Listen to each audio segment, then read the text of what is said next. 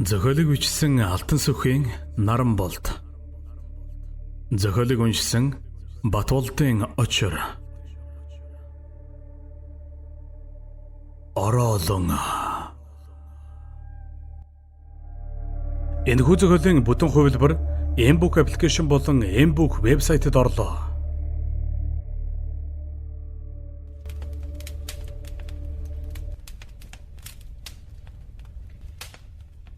Дээр үед манай нутагт Бүүе гэж авгаалдаг нэг хөгшин байж л дээ. Хэдийд хаанаас нүүж ирснийг нь хүмүүс өөр мэдэхгүй.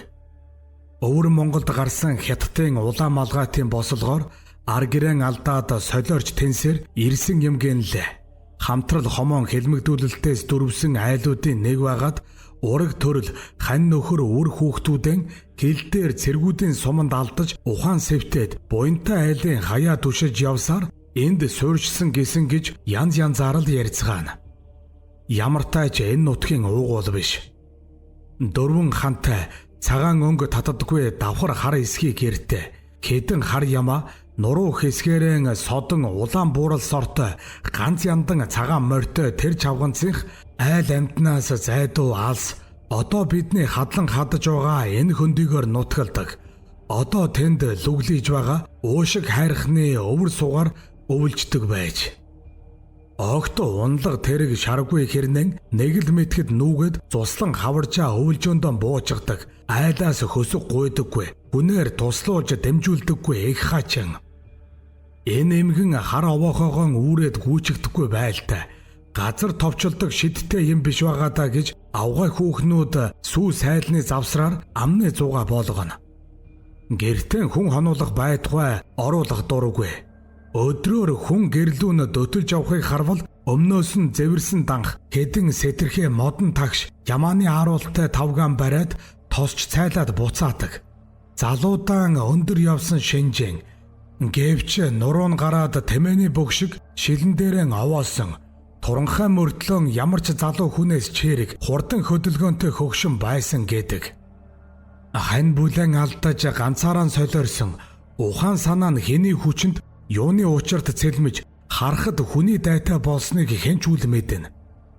Аав минь л нүдэн жирийн хүний хэд цавчрах хугацаанд огт хөдөлдөггүй.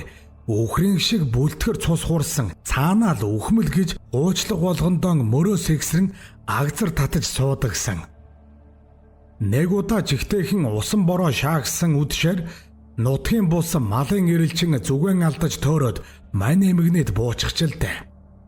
Аянга цахилгаантай хувингаар асгагшгал аадар бороо байсан учраас хаалганы гаднаа хүнийг тосдог уламжлалтай Бүүе хөгшин хүн морион хошлонд нь уяад эмээлэн авч орж ирэхийг нь анзаараагүй бололтой.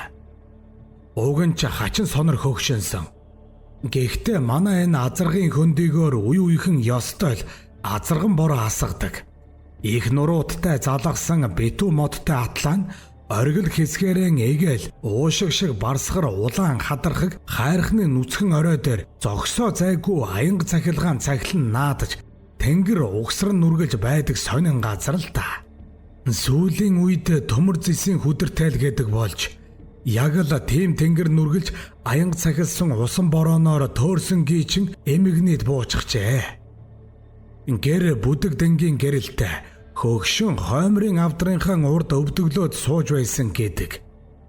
Гүн ороод ирүүд их л эвгүй цочин угсгэж уулга алдаад авдрын хавхалгаан унгааснаа хурдхан зур буцаагаад тагалж л дээ. Тэрхүү гийчин сүрхий хажигч хүн таарсан уу авдарт ухархай нонгорхо хүний гавлын хухай яснууд хальт харагдаад өнгөрөх шиг болсон гин. Гэвч төөрч тэнэд бэрж норсоор ашгүй аргалын утааны үнэр олж ирсэн хар хүн нэг их юм сансангүй андуу хараа бизгээд тоолгүй өнгөрч. Хөгшин шинжээргүй байсан ч цайлж дайлаад бороо намдах янзгүй болохоор нь дэвсгэр хайж өгчээ. Айны хүн ч учир начрыг нь сайн мэдэх биш хонцод дургүй зожигдуу айл таарчтай л гэсэн шүү юм бодсоор унтахаар хэвтэж. Орой орж ирэхдээ бороонд бэрснээсээ болоод биеийн хөнгөлөхөө мартсан эр чөн дунд давсгэн чинээд сэрж гэж. Гэтэл дээвэр тогших борооны шааг Хаяа хатавчаар дуслын чимээнээс гадна Европын хачин доо шалэр гээд гарч байна гэн шүү. Гайхсан толгой дээгүүрэн нөмөрсөн чигтэй дээлэн ялэмгүй сөхөн харвас бүү үзэгт өнөө эмгэн чинь гэрийн хоймортоо үзээрэн амтан болоод хувирчихсан жаахан хүүхдийн тархийг ухаад идэж сууж байж. Үдсэндээ цочордсон юм босчих тэр чигээрэн хөшчгөж. Хүн шиг ойлон толгойтой хэрнэн нохой шиг урагш түрсэн хошуутай гавл руугаан шигдэж орсон үзүүр нь тэрүүхэн тэндэн сэртийсэн хулгарч ихтэй. Дулааны уйлралд гадаа салхинд сэврэж тавьсан магшгал хүрэн улаан булчинлаг бие дээрэн үл анзаарагдам тарчиг сорлог үстэй. Хойд хөл нь богино хэрнэн урд хоёр мөч нь бичнэг шиг урт. Нэл шөрмөс булчин зангируулсан этгээд хачин амтэн танан цагаан хос соёотой ангалзах бүртэн час улаан харагдах амааран хүүхдийн тархины зунгаарлсан атрат эдийг хавар эртийн уураг амтлах шиг багтай тавтай зооглох нь ойгуутам. Эрэлчин залуу айсандаа хөшчгөөд нүдэн тас айнаад дээлэндээ шургаатал хэвтээд байж.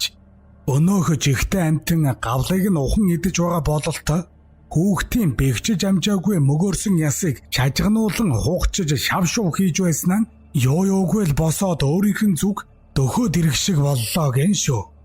Айдсан туйлдаан хүрсэн залуугийн тэргүй гоожих гээд байсан шээс нь гоёыг нь даган халуу оргиулаад л сад тавьж. Өмхөрөө дудсан мах шиг хэрнэн чиглэг нялуун танаар хан хийж шуухран үнэрлсээр тулаад ирэх үед залуу бараг л хэвтээгэрэн амин гарчээ. Тэгснэн гинэт яасан ч юм бэ мөнөөх этгээд адгус дуртай дургүй холдон өөдрүү зайлан одох шиг болж. Гэдий хугацаа өнгөрснийг бүүмэд залуугийн эрүүл ухаан чүү чамаа сэргэж дээлний захаан сөхөн харвал мон биедэн орсон нуруунд дээрэн бөхтөртэй эмгэн явган ширээнийхэн араар тонголцсон хүүхдийн цогцсны үлдэгдлийг цэвэрлэж үзэгдэж. Гадаа бороо намдсан шинжтэй хаанаг подхийн туслахаас өөр чимээ аниргүй. Гайтхаар аадараас болж аюултай нүүрэлсэн хөөрхий залуу байгалийн үзэгдлийг дотроо хараан зүгсээр бушуухан мордож зүгтахын түүс болон нам хэвтээд байж. Эмгэн эрэлчийг орж ирэх үед онгойлхон уудалж алсан хуучин хар авдралуугаан юучгүй шахуу бутарсан бяцхан гавлын яс биенээс нь сугалсан богинохон жаахан нурууны хэлхийг хааш яашхан чулуудаснаа ажиг сэжиг авсан шинжтэй залуу тийш сэмхэн гэцээр ирж. Тэгснэн залуугийн шээсний үнэрийг авмагцсан бүгдийг шууд сэхэр бололтой эрчээрэн угсгийн гарч. Бодвоос гадаа гарч байж хувирдагч байж болов. Ийм бодсон залуугийн төвчээрийн тэлэж тас үсэрч харайн босоод дээлэн хальтгуйлт нөмрөн бүсээн шуурч бадсаар гарчгүйж. Эмэгнийг адгуулсан дүрдэн орхоос өмнө амиан аврах гэсэн шиг л байгаа юм. Хаяанд тавьсан эмээлэж авах сөхөө байсангүй. Морин хаа очиж холдоогүй байсан тул чигтээ өвсөн дээгүүр чирэгцээр шалав норсон цулбууран шүүрэн авч үсрэн мордоод учир зүггүй давирсан боловч чөдөртэй адуу галзуурсан юм шиг л хаашлах эзнийхэн ирэхээр дорон тонгочин эргэлдэхээс хэтэрсэнгүй. Айсандан хэд хурдалахаар тэмүүлсэн залуу мориныхон дэлийг даган ураг шиг гулхан унаад ордуу тавьж дээлээ навсгануулан дэрвүүлсээр хар чадлаараа гүйж одож. Цочордож эмээсэндээ хагас галзуурсан малын эрэлчнээс итгэх аргагүй хачин сураг ажиг авсан хүмүүс маргааш нь хэрэг явдлыг магдалахаар бүүе чавган синхрон буу шийдэн болж чамгүй л олуулаа мордов. Гэвч саяхан нүүсэн буйран дээр хэвтэх нөгөөх эрэлчин залуугийн эмээл гутлаас өөр юу ч байсангүй. Мал хайгч залууг ухаан солиотой цуурхал тараагч гэх мэтэр л элэглэж доогдох нь доогдож дөрөмдөж загнах нь загнасаар энэхүү хэрэг явдал тексгээд шовтарсан ямдаг. Хачирхалтай нь бүүе эмэгнийг тэр цагаас хойш хэнч дахин олж хараагүй. Инхүү өгүүлээд төдгийн дэргэд завлан суусан хижээл насны хар хүн ганцаа сунган цогсож буй зүчлэнээс тамхин асаагаад хацраан бомболзуулан сорж тамхи түүдэг хоёрын альны утаанд хорссныг бөөмөд нүдэн анвилзуулан тойрон суугчдыг эргүүлэн харлаа. Төвний өгүүлсэн бүхэнд хөг нэмэх гэсэн шиг шатаж буй мөчөр чад падхийн чийг зуусан нь шажигнан уйхрах ажгүй. хадланд гарч ирсэн гавшгай бригадын залуусыг толгойлж агцах хүний хувьд аагүй гэж яваа энэ хар хүнийг галсан гэдэг. Уугуул энэ нутгийнх. Он удаан жил хүм малын хөл хүрээгүй алс захын атаршиж эмнэгшсэн азаргын хөндийг хадаж төлөвлөгөө нормон өтөр түргэн 100% биелүүлэхийн ялдамт шинэ бэлчээр нутаг нэгдэлтэй нээхэр ирсэн хувьсгалт залуучуудын эвлэлийн гишүүн эрэгтэй эмэгтэй нийлсэн 20-од залууст газарчилж ийшээ зүглэгтэн эхлээд тэмч дуртай байсангүй. Аргачгүй биз. Богч хөтгөртэй гэгдэж олон жил орхигдсон энэ газар лав хувьсгалын сургалтнуудад дайрч орно гэхээс нутгийн хүмүүс ойрхон гарахаас ч эмээнэ. Одоо харин галсан ажилдаач залуустаач овоодасч анх ирснээ бодвол дуушуутай яриа хөөрөтэй болоод байгаа нь энэ билээ. Отхон засч майхан асраан босгосон эхний шөнө ядарсан залуус ухаан жолоогүй л унтаж байхад бэрх замаар өчнөн явж ирсэн хэрнэн томхон түүдэг өрдөн орчнон гэрэлтүүлж хул шаргал хуй модтой венто буугаан тэврээд цурамж хийлгүй морьмалаан харж хонсонсон. Тэрний ч хэрэг гарч аргамжаатай мордод гитсэн нэг ланжгар том боохын далыг нь хавсраад нам унгасан байж үлээ. Хүний хөлөөс таслагдсан энэ газарт цаг хугацааны ирэхээр байгалийн зөн совин нь хэтэрхий сэргсэн болохыг энэ үеэс л хадланчид дэндүү сайн мэдэрч эхэлжээ. Энэ нутгийн чон нь өвөр дээрээс мөлжиж байсан яс аваад явчих дөхөх бөгөөд хоол ундаан хийхээр отогтоон үлдсэн хоёр хүнийг асарт нь хөөж оруулаад эдшний хонийг нь хүртэл уяатайгаар нь хүртсэн ч тохиолдол гарчээ. Буу тавьсаар байтал аргамжаатай морины хоолой дасаад арилсан явдалч бас бий.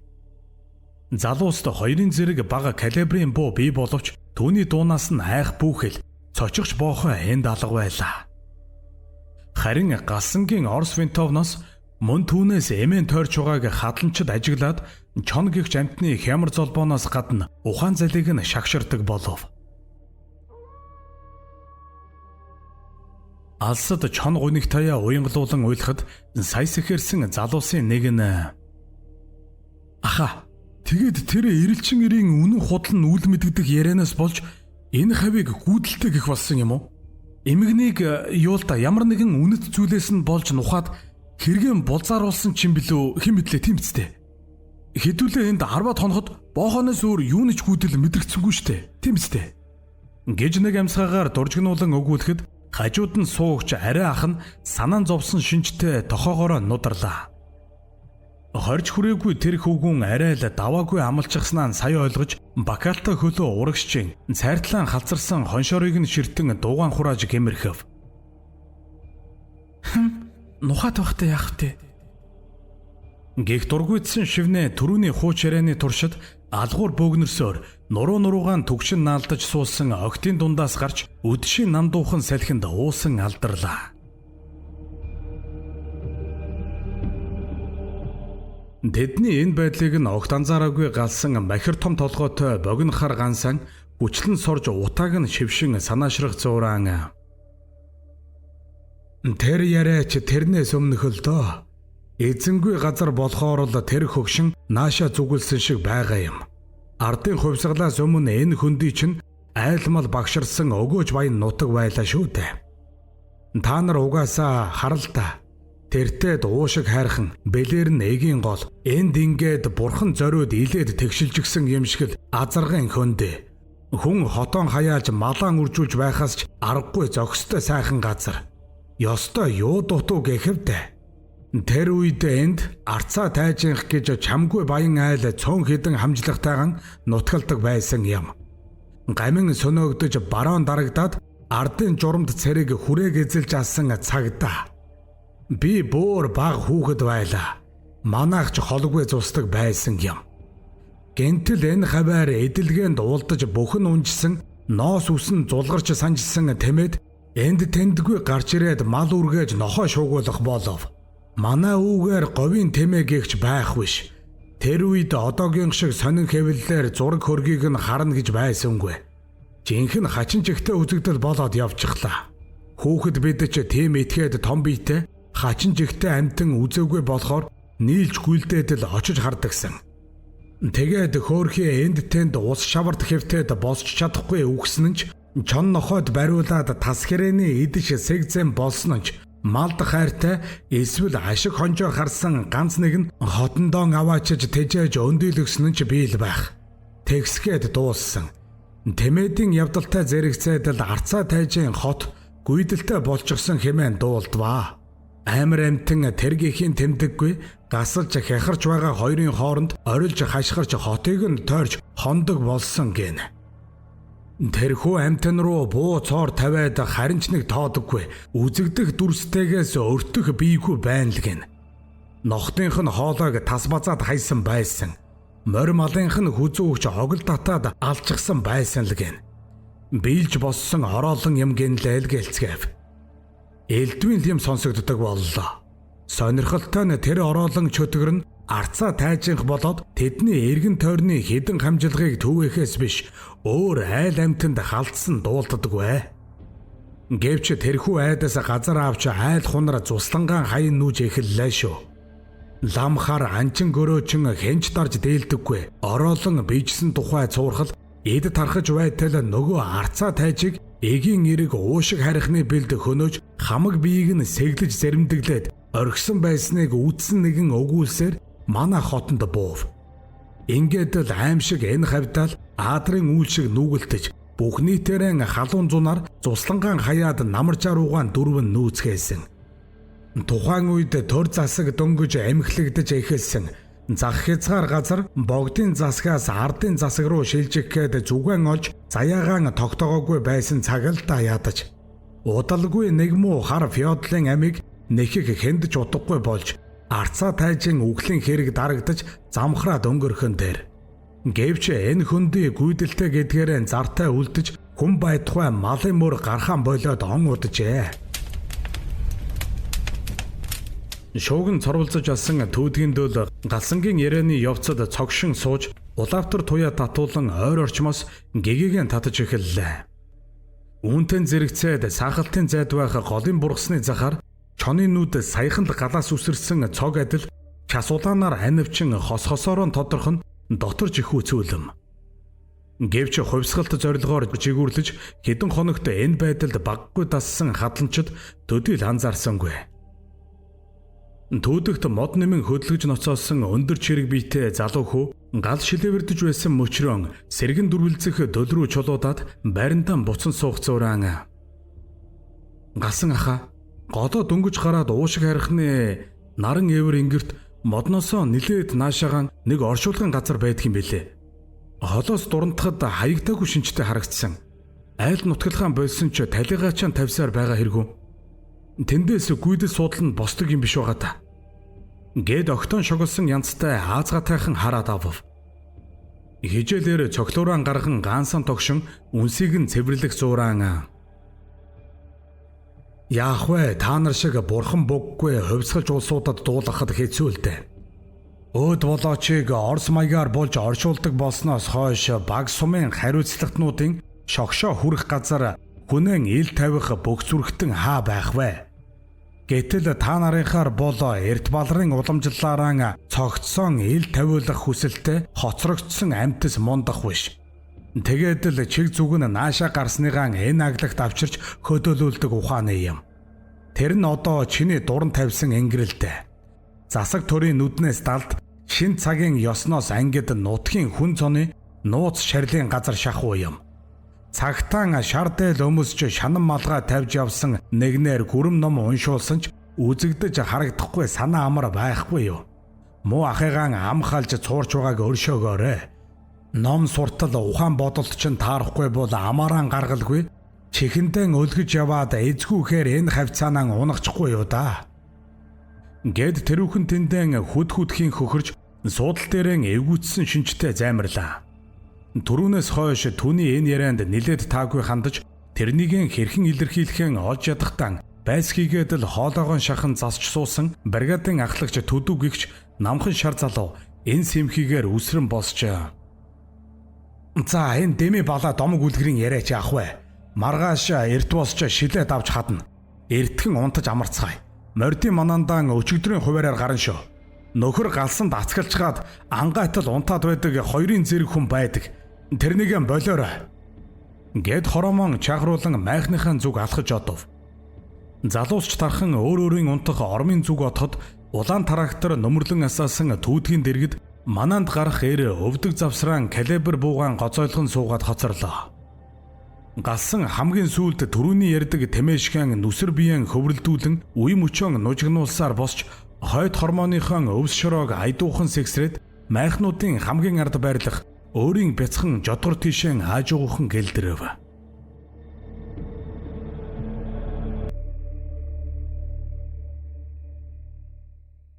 Жирхэгч үлгүй тэнгэрт наран алтрангуудааж өд нилээд хэлбэснийг илтгэх ажээ.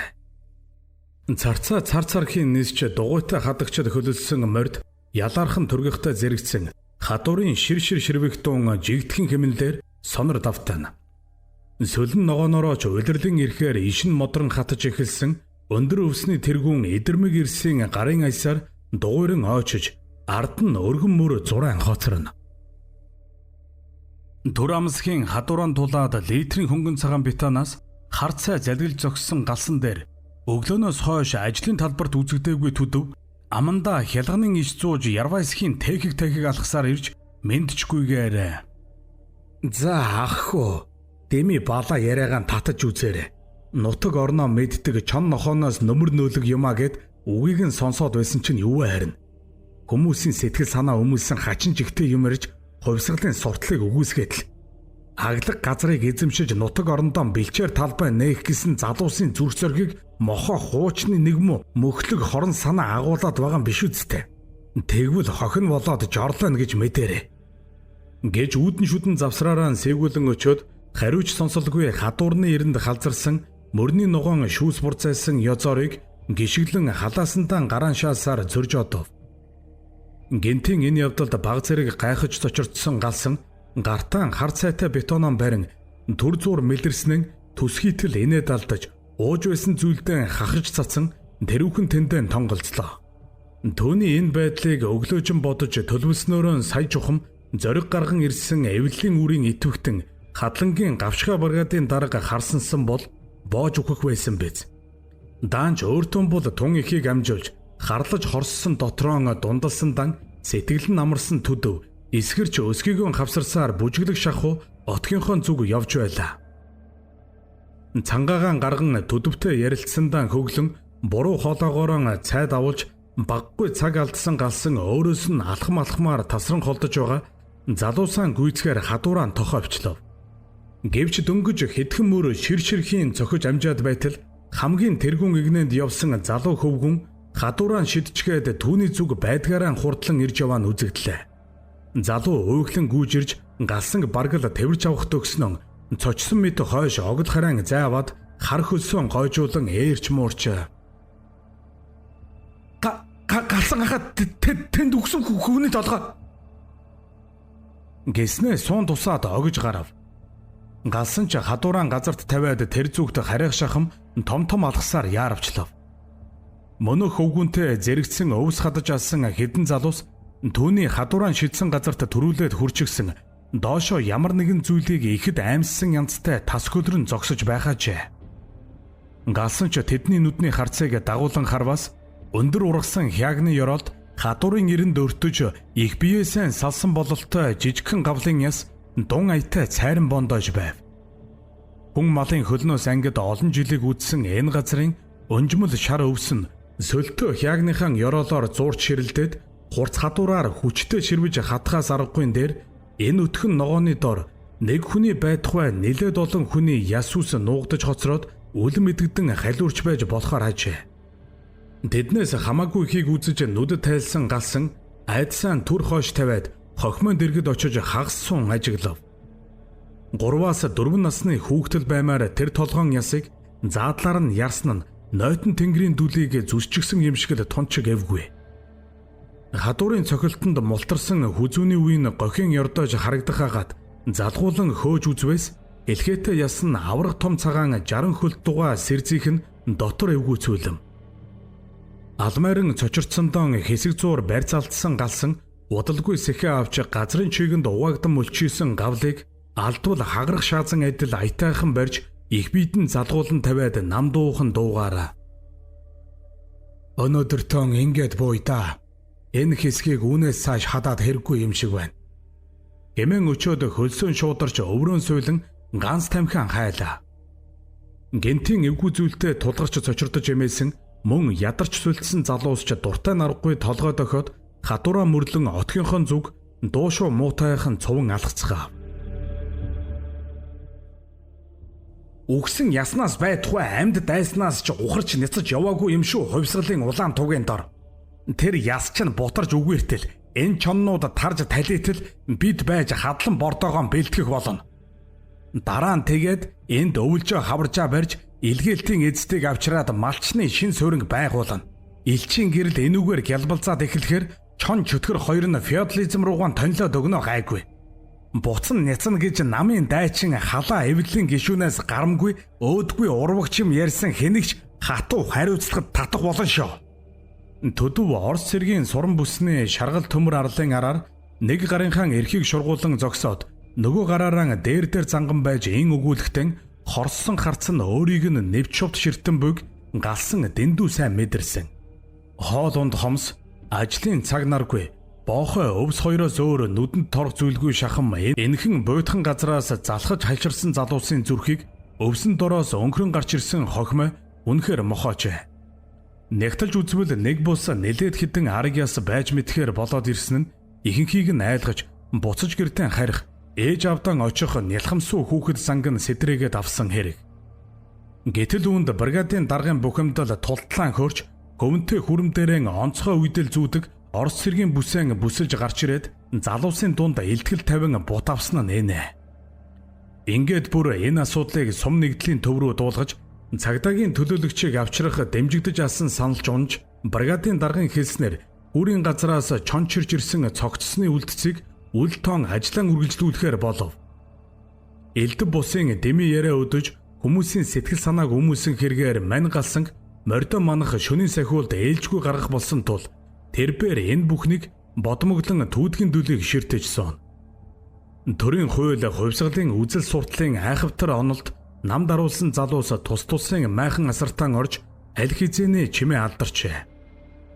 Галсан баруун гарынхаа тамхины утаанд шарлсан эрхийгээрэн тахир хар ганцны том толгойг үе үехэн дарж утааг нь угзрах зууран зарим нь цагийн эрхээр өвс шороонд дарагдсан хэд хэдэн хүүхдийн хэлхээтэй яс хаанаас гарч ирснийг гайхшран бодож суухад гэнэт алсад хүн алуулж байнуудаа л гэмээр аимшигтаяа ордуу тавих чимээ чонын үлээнийг даван хадаад явах нь тэрэ. Яахын аргагүй ёрын тамлалд амиа гаслан тавьж буй хүний цөхрөнд чарлаа. Цочсон галсан үсрэн босоход өвөр дээрх буун түүдгийн хаяанаа үнс бужигнуулан пэдхийн газардлаа. Галан гэрэлд ойртуулан бөхөлсөн морд өдрийн ажилдаан цуцснаач үл тоон учир зүггүй унгалдан оволцож юу юугүй л аргамжаагаан тастан хулжиж мэдхээр болов.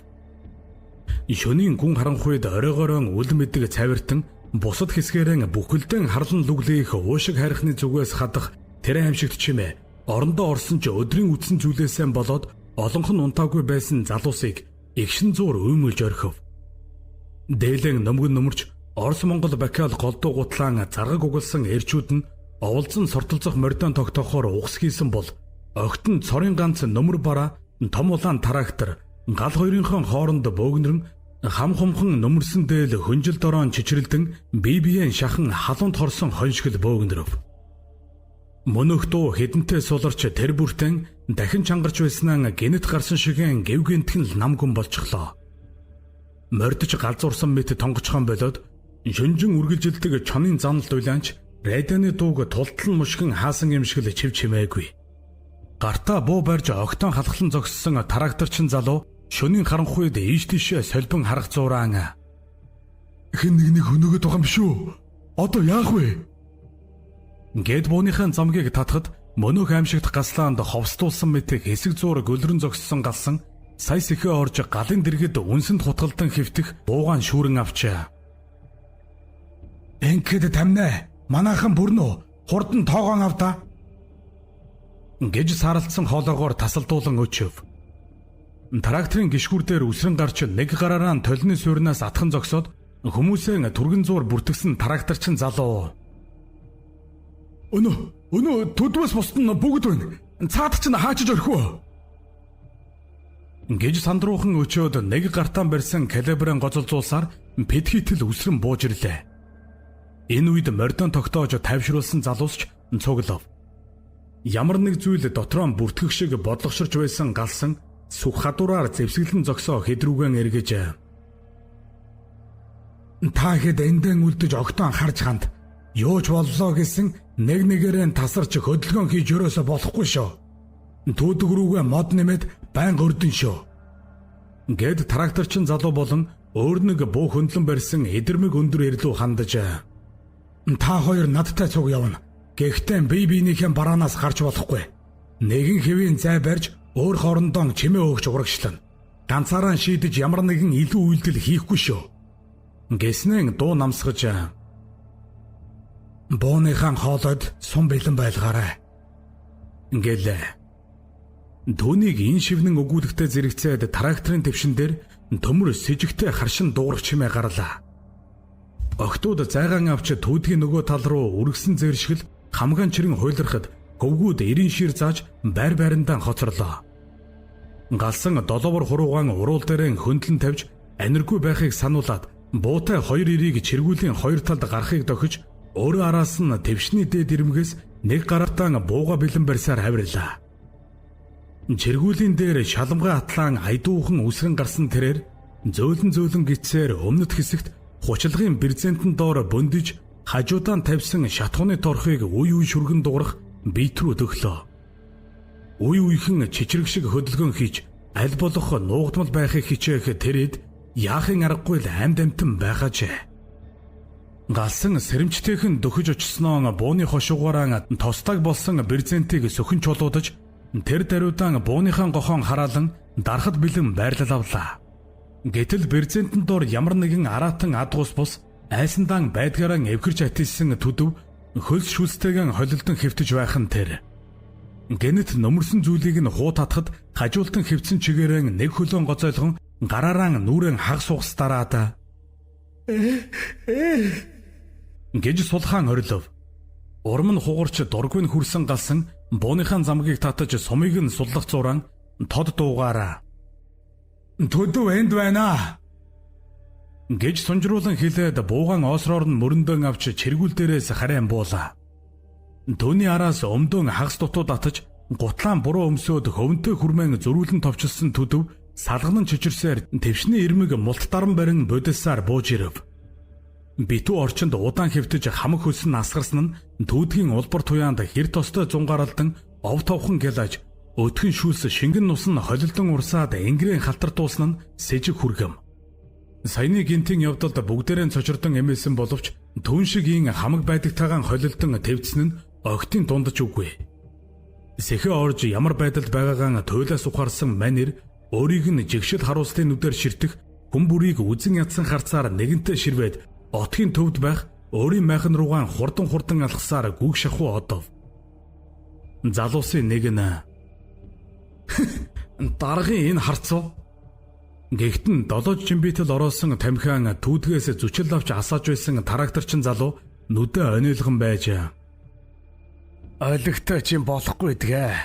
Наадах чинь ядаж хорон гэд үгэн дутуу орхиж тамхиан улалцтал хүчтэй сорон уушиглаад хамраараа утааг нь савсуулан галсан тийш харлаа.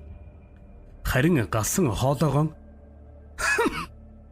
гэж чанхан засаад бууга мөрнөөсөө буулган уйгаар нь газар туулж харанхуйн дунд лүглих уушиг хайрхан тийш хараа бэлчээв.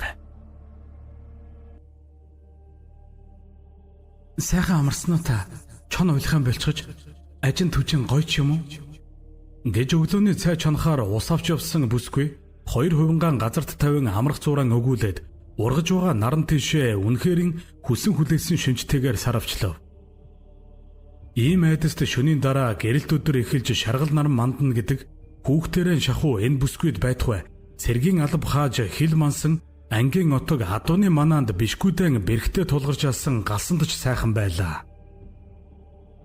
Гэвч тэрээр бүсгүйн чон уйлахын болчихж гэдэг үгэнд бүрэн сатаарсан байв. Нэрэн боохо яагаад чив чимээгүй хончихвоо. Өдийд мод бургас таширлан гүйгээд адуу мал руу өлөв долов хийж байдагсан. Гэтэл огтоос таг шүү. Ийм бодоод ус бариад ирж яваа бүсгүйг тосгоор хөдөлснөөч мартан голын тийш шүүдэр өшөглөн цацруулсаар зөрлөө. Жаал бүсгүй гарыг нь амраахаар ирж байна гэж горьдсон дон баг зэрэг гайхан гонсож хоцороход галсан түүний араас 40 бетонтой ус мөрлсөөр гарч ирсэн тракторчин залууг араасаа дагахыг дохиод хагас бүхийн бургас руу түргэн алгасаар оров. Залууч 40 литрийн бетоноо газардуулаад түүний араас даглаа.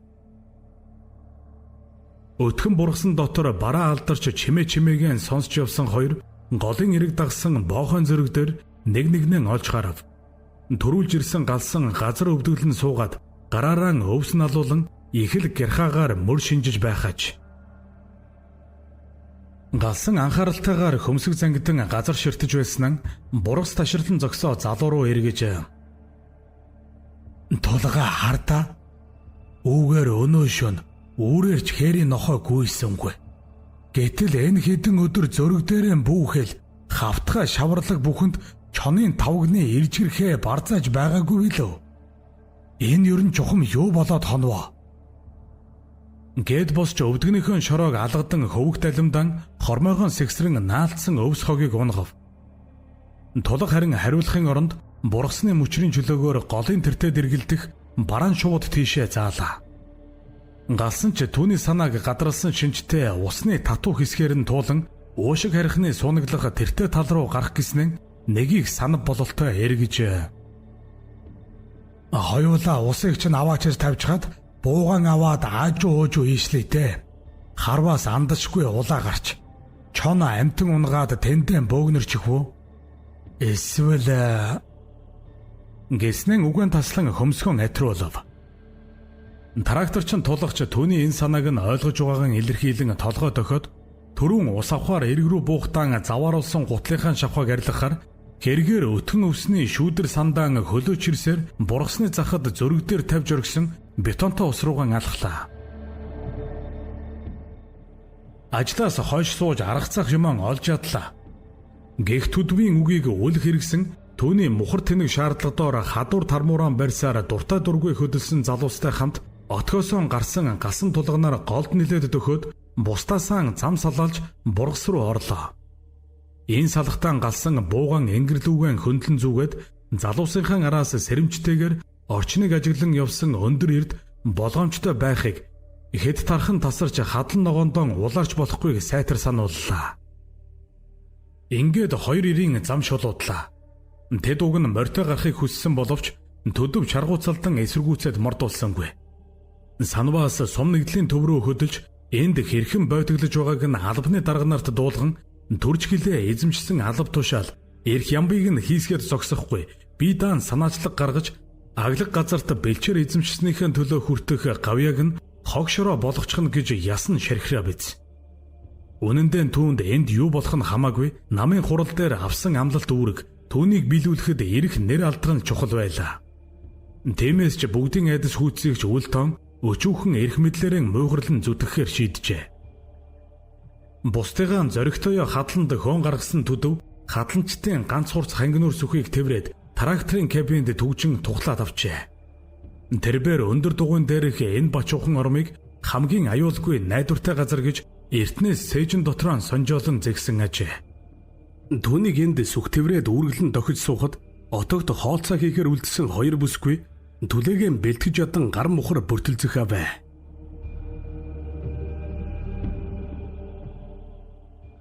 Голыг татмаар гаталсан хоёр тэнгэрт өндөр хуй салхинд хийсэн тойрог хаятай нүгэлдэх шуудаар багцаалдан хурдан алхав. Гэвч бартаа ихтэй уучраа сансан шигэн шуурхаа зорьсон газраа хүрч чадсангүй. Нилээд явсны эцэст гүн гууж алга түүний цаана хүрэнтэх хаттай бэлчрийн энгэрт тулж ирэв. Зөрөг жимгүй бартаан дундуур яарвчлан явсан хоёр эр чамгүй амьсгааджээ. Галсан юунд чим түгшиж яаран байгаагаа гайхан дотор нь харлах айдастай мэдрэмжээсээ огтхонж салж үл чадана.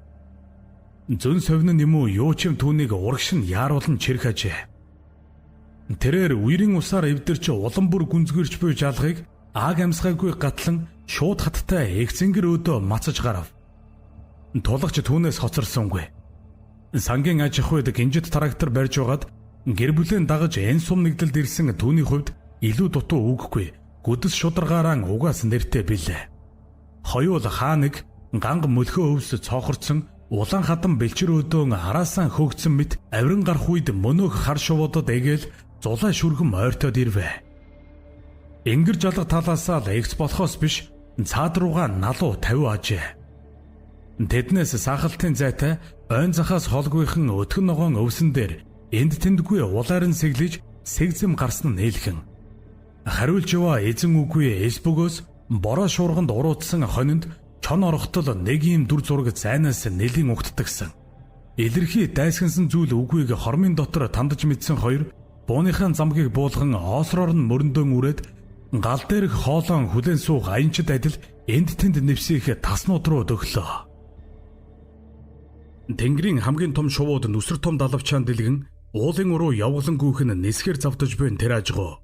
Олж идэжтэй цатгалан үедэн энэ салтаандан юм хавчулсан хүн аятай эв хавгүйхэн гүйж байж хөөрдгийг нь хөдөөний хоёр залуу юу сандах вүлээ. Ойртох тусам тун хачин байдал. Хонь гөрөөс цэрэг махчин араатанд сүргээрэн сүйтгэгддэг төр муутай өвсөн тэжээлт бус. Чон 10-20-оон алагдсан тасар татуулсан хөглөрч хэвтэн. Гайхсан галсан ойрхон нэгэн сэгдээр хурж очоод өвдгөө нуглан явган суугаад гэрхаагаар ажиглаж эхлэв. Ам ангархай танан цагаан хурц соёон нарны гэрэлд гялбах эд хүч чадлан жагссан азарган чон. Чонч гэжтэй улаан хоолойг нь цагаан мөгөөрстэй суглаад шидчихсэн ялимгүй сортой чонын зантар том толгой. Биеийн нурууныхаа ясыг арзайлган хоёрхан алхмын цаана хөсөрт хэвтэн. Энэ мэдчлэн хоолой гүрээгэн тастуулсан толгой мөчөө биеэсэн ангид болгосон хээрийн хямар чонын хүүр энд тэндгүй. Ширүүн тулааны үед Евробишийн хүчтэн зэрлэгээр хайр найргүй хөнөөсний дээр үлдэгдлийг нь шувуу хэрсцуулгаагаад уламж аимшигтай зургаллыг бий болгожээ.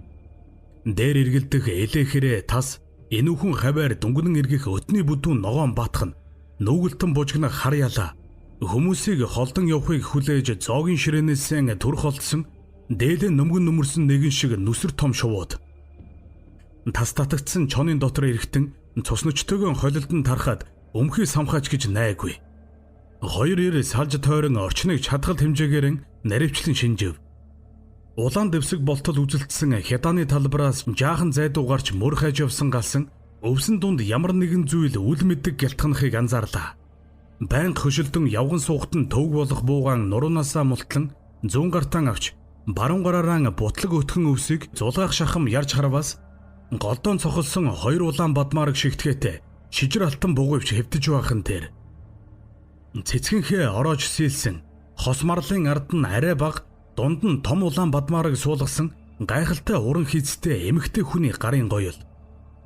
Бадмаараг шигтгэе 3 байсан бололтой. Одоо харин нэгнийх нь ором нь онгон хоцорчээ.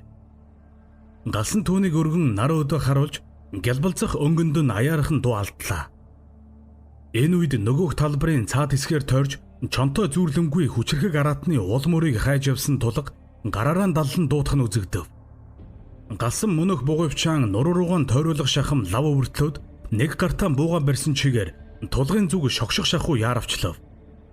Тэрээр одоохондоо тулгад олсон эдийнхэн талаар үг цухуулахгүй байхаар шийджээ. Юутай ч эхлээд учрыг нь олох гээд үзье. Хэмээн боджээ. Юу болов? Хардаа тэр гэж тракторчин залуу өчөөд төмөртэй ноцолдож эвэрчсэн бүдүүн мойног хуруугаар газар заалаа. Өвс цулгаан самардаж хэвтээгээрэн тойрон тонгочж налуусныг нь харвал яахын аргагүй хүн байж байгаад ойрхон зур чирэгдэж одсон шиг хачин улмөр энүүхэн хэсэгт тодхон. Хэрвзээ өвс хэдэн жилээр хурлан өтгөрөөгүй бол хөрсөнд илүүдээр улмөр үлдэх байсан буйзаа. Гэсэн ч амт тэмцэн хөл гараараа газар өшөгчин өвс цулгааж эргэцэн байсан нь яахын аргагүй л хүнийх гэмээр улбаа энд нүдээр ялгаж харж болох үцаар хоцорчээ. Ойн зүг рүү чирээд явчихсан юм шиг л 2-3 хүн алхам мөрний эцэст навчис дургамал дээр цус туссан нь галсангийн туршлагатай нүдэнд тэр дорол тооров. Гэвч түүнээс цааш ямар ч улмөр алга дөрөө шүргэн ургасан борлог өвсөл халиуран найгахажээ. Хашигнан эргэцэх мордон гуйцаар ирсэн галсанг тосч шанахтай ус өгсөн залуу хөвгүн тэртээ тийшээ сарвчилснаа. Аха та дурантай юу? Тэнд юун цагаан толб гараад ирвэ? Нөгөө төдөв ахлагч. Гэснээ нэгийг санав бололтой жаахан эргэнээд төдөв даргын ярьсан шиг айлууд ирж буугаад эхлэе юу да. Та хардаа гэв. Галсан дурангаан оромжондон орхисноо анзааралгүй ташаагаа нэгэнтээ тэмтэрснэн бантсан шиг нүдэн онилгон сарвчлаа. Нэрэ хөндийгөөс орж гардаг цорын ганц замын дэргэд хошуун дээр айл бололтой цагаан цэг зэрэглэтэн сүмэлсэж үзэгдэн. Үгүй нэрэ айл бууччихжээ. Мөн ч гомоо юм хийдэг болсаа гэж өөрөө өртөн өгүүлэх шиг намдуухан өчсөн галсан толгой дээрээ дөрв зангидан тавьсан цагаан альчууран хомин авч өртлөөд морин хадуурын суудлаасаа үсрэн буулаа. Харин залуу хөвгүн хадуураа тулан ойрхон бие биенийхээ хөлсийг арчиж ус цайгаар ундаалan эрхлэлдэх хос хоёрыг атаархан хараад түүний хийснийг огтоос анзаарсангүй. Гардах улаан цохор цэцэгтэй цагаан альчуураараа хайртай залуугийнхаа магнат бурзаах хөлсийг нь илбэн арчаад нүр рүүгэн орж ирсэн халимгийг нь сүмбэн цагаан хуруугаараа хойшлуулах бүсгүйд олон залуус сэтгэлэн алдсан ч азтай нь ганц энэ байжээ. Түүнийг ажиглан зогсогч хөвгүүнч бас зүрх сэтгэлэн ховстуулсан бөлгөө. Гэнтгэл морь товор хатрин одох чимээнээр хөвгүн хос хоёроос харцаан салхан хайваас галсан тэрэг татварт хөлөлсөн морийг салгаж аваад хормоогоо шуун зайдан мордоод зулбараар нь залан тэртээ тэнд торох цагаан цэг рүү хэзээний хатруулан оджээ.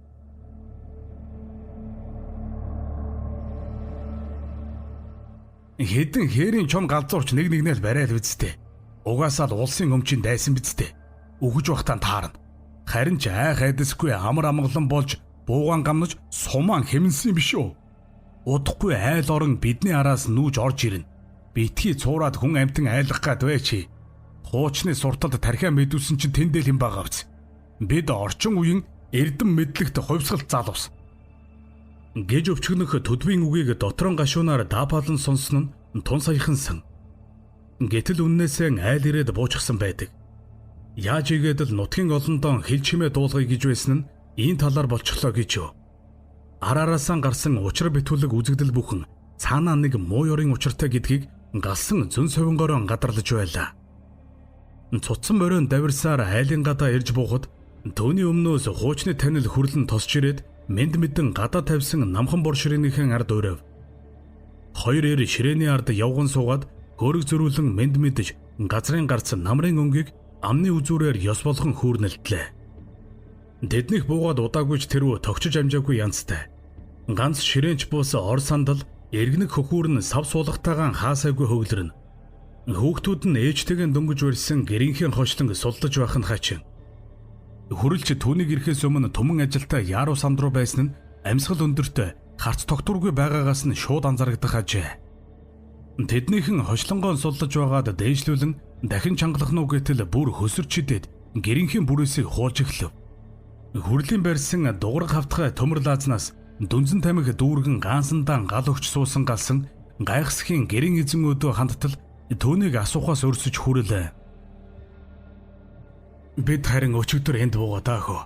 Өнөө муу нэртэй азаргын хөндөрүү чинь хадлангийн бригад гараад хачин сонин зүйлтэй огт тохиолдсонгүйгээд өгөөж баян сайхан нутгийг хэн төрүүлж суурьчилсан эзэмших юм гинэ гэсэн яриа тархаад ухаарна. Хуучны энэ хэвийг мэдх юм чинь та нарыг бараадад буучгая. Олонтой байхад дас тогчоод авъя гэж бодохгүй юу? Ингээд өчигдөр оройхон нэгдлийн зэс таваар түжгнүүлсээр арай гэж энд ирсэн юм. Бүл мутаа болохоор гэр бараагаан халтмалт бариад шин нутагт ирсэн гээд ихний цайгаач чанчглаа. Уг нь та хэд рүү мордож мэд мэдий сонин хачин сонсоё гэж бодож байсан чинь дороо хариу бүрөөхий болчих юм. Тэгсэн чинь юу юугүй л морин төвөргөн сонсогдоод гадаа нохоо хорио гэдэг вэ шүү. Нохоо маань малтагаа ирээгүй байгаа юм чинь хүн ирээд чимээ өгч байгаа нь тэрэлдэ. Та хэдийн нэгээс зайлахгүй гэж санаад тосоод гартал нэлээд өндөрдөө нуруутай өвгжөөр хүн борооны цув шиг юудэнтэй хувцаанд өмрөөд толгоогоо битүүлчихсэн мориноос бууж байна. Нүүр нь олигтой харагдахгүй чи яа харахгүй л танихгүй юм аа. Манай нутгийн хүн лавтай биш. Тэрхүү өвгөн учиргүй хөнгөн шингэн хөдөлгөөнтэй огтор винто бууны амыг нь доош харуулж нуруундаа ташуу үрсэн анчин байрын тэр хачин хүн бараан зүсмийн морион гэрийн хошлонгоо сууяад бууга мултлан гэр дээр тавиад орлоо. Би ч түүнийг дагав. Гэрийн зүүн тал руу нэг их өксөлгүй сууж мэд мэдэн ойр зүрийн сонин хачин асуусан болж дуу муутайхан байснаа. За та хэд маань маргааш эртхэн эндээс нүүснэн дээр шүү. Өнөөдөр ч оройточгож баг хүүхэдтэй хүн бол муутай байж хангаа дэлхийг хавчсан юм шиг заавал нааша зүтгэх хэрэг юу байваа. Гэж аман дотроо шахуу гөвөрддөг юм байна. Нүрээч бүтэн ил гаргачихгүй байж хангаан өвс хармалсан хаашаа янзын хажиг цагаач вэ гэсэн бодол намайг дотроос асааваа. Айлд орж ирээд юудэнгэж буулгачихгүй, нүүр нүдэж харуулчихгүй байж юу яриад байгаа хүн бэ та? Энэ хавийг танд өмчлөөд өгчхөөгүй байлтай. Айлгаж ичээх гэж ирсэн бол хүнээч айлаж олсонгүй дээ. Гэд хэлээд хайчихлаа. Нөгөө хүн зөөгөрсөн цагаан аажуухан ойчч дуусгаад аяга ширээн дээр тавьж би эртхэн ирж хэл болоё гэд чадсангүй. Өршөөн биз. Учрыг нь удахгүй ухах байлгүй дээ. Хотондоо дуугаргах юмтай бол түүнийгэн бэлдээрэ. Гэж мөн л дуулдах үгүйтэй өчөөд шууд босоод өөдрүү хурдан хэрнэн хөнгөн алхлан гарч одлоо. Гэрт гэгээ бүдгэрхэд хүүгийн асаасан лааны гэрэлд юудын доороос цухалцах түүний өтгөн бууралдуу хөмсөг жигтэйхэн хурц галтай нүдийг хальтхан харж амжсан би дөрвөн жингэнэн морины төвөргөн алсартал сэхэ авсангүй. Гэнэт юу билээ гэхнэн зүүдэлсэн ч юм шиг. Гэвч хүү маань ширээнийхэн нөгөө хачин хүний сууж байсан талаас нэг зүйл авчаа. Аваа, нөгөө хүн чинь хөөрөг дайлангаа мартчихож одоо ч холдчихсон байгаа да. Гэдгийм бэ. Авч үзвээс бууг согооны толгой зөрүүлэн жигтэйхэн уран хатгсан дайлантай дунд гарын чулуун хөөрөг санваас надтай тамхилах гэж гаргаад яриа таарах шинжгүйд яран мордохтой мартсан бололтой. Юмаа үлдээсэн хүн эргэж буух байлгүйтэй гэсэн шүг бодоод нөгөөхний хэлснээр буу сумаача үгүйлэлгүй унтах тишээген айдав. Эхнэрийн хамаатны дүү манай энэ жил сэрэгт явах хүү хоёр хэдэн малан туугаад өнөөдрөөс наашлах юм. Хоёр баг хүүхэд эхнэртэйгэн ханхай дүү гэртэн өдрийн явдалтан ядраад эртхэн шиг амархаар хэвтээд өглөө. Гэтэл энүүхэн нам дороос ботго буйлаад байгаа ч юм шиг хачин чимээ айдуухан хэрнэн жигтэйхэн хорон гараад эхлэв шүү. Би зүрмэглэж байсан болохоор юмны туханд хүрлэхгүй эхнэр хүүхдэн айлгаад явах үгээд жаахан өндийгөөд чагнаад байлаа. Ямар нэг амьтанд оноож боломгүй зэвүүн дуу чимээ. Гэтэл өнөөх чинь улам чангарч мануус чарлаж байгаа юм шиг атлан аимшигын хорон болоод манайх руу дөтлөөд байна. Нэг тийм дотор жингүүдэж сулраад оронд нь хоосон хард зүйл дүүрэгч шиг жигтэйхэн эвгүй мэдрэмж. Урд хожид сонсож байгаагүй зэвэрхэн муухай анир. Би ч санд минд босоод дээлээ нөмглөн нөмөрч ёстой хотонд дуугархаас хэтэрхэн байсан хуучны хар бирданкан хайх зур мөнөөх хачин дуучин бараг л хаалхан тулаад ирлээ. Цөс хаглах нэ бүр хаглах нь. Хүүхдүүд маань ч сэрж уйлалдаад эхнэрч босч яахаа мэдэхгүй чичрээд бүгдээрээ тэвдлээ. Бууга хайгаад олдоггүй. Нүүхэд хүүхэд багчуудын гараас хол гээд хідэн сумтайнд боогоод нэг тийшээ хийсэн санагдаад байдаг. Айж сандарсан үед толгойд юу ч орж ирдэггүй юм билээ. Өнөө ёрын чимээ гэр тойрон хадаад гэрт үе пидхитэл хурч хан уйн шажигнуулах нь одоо мэдгүй л дайраад ороод ирэхнүүдэл гэмээр.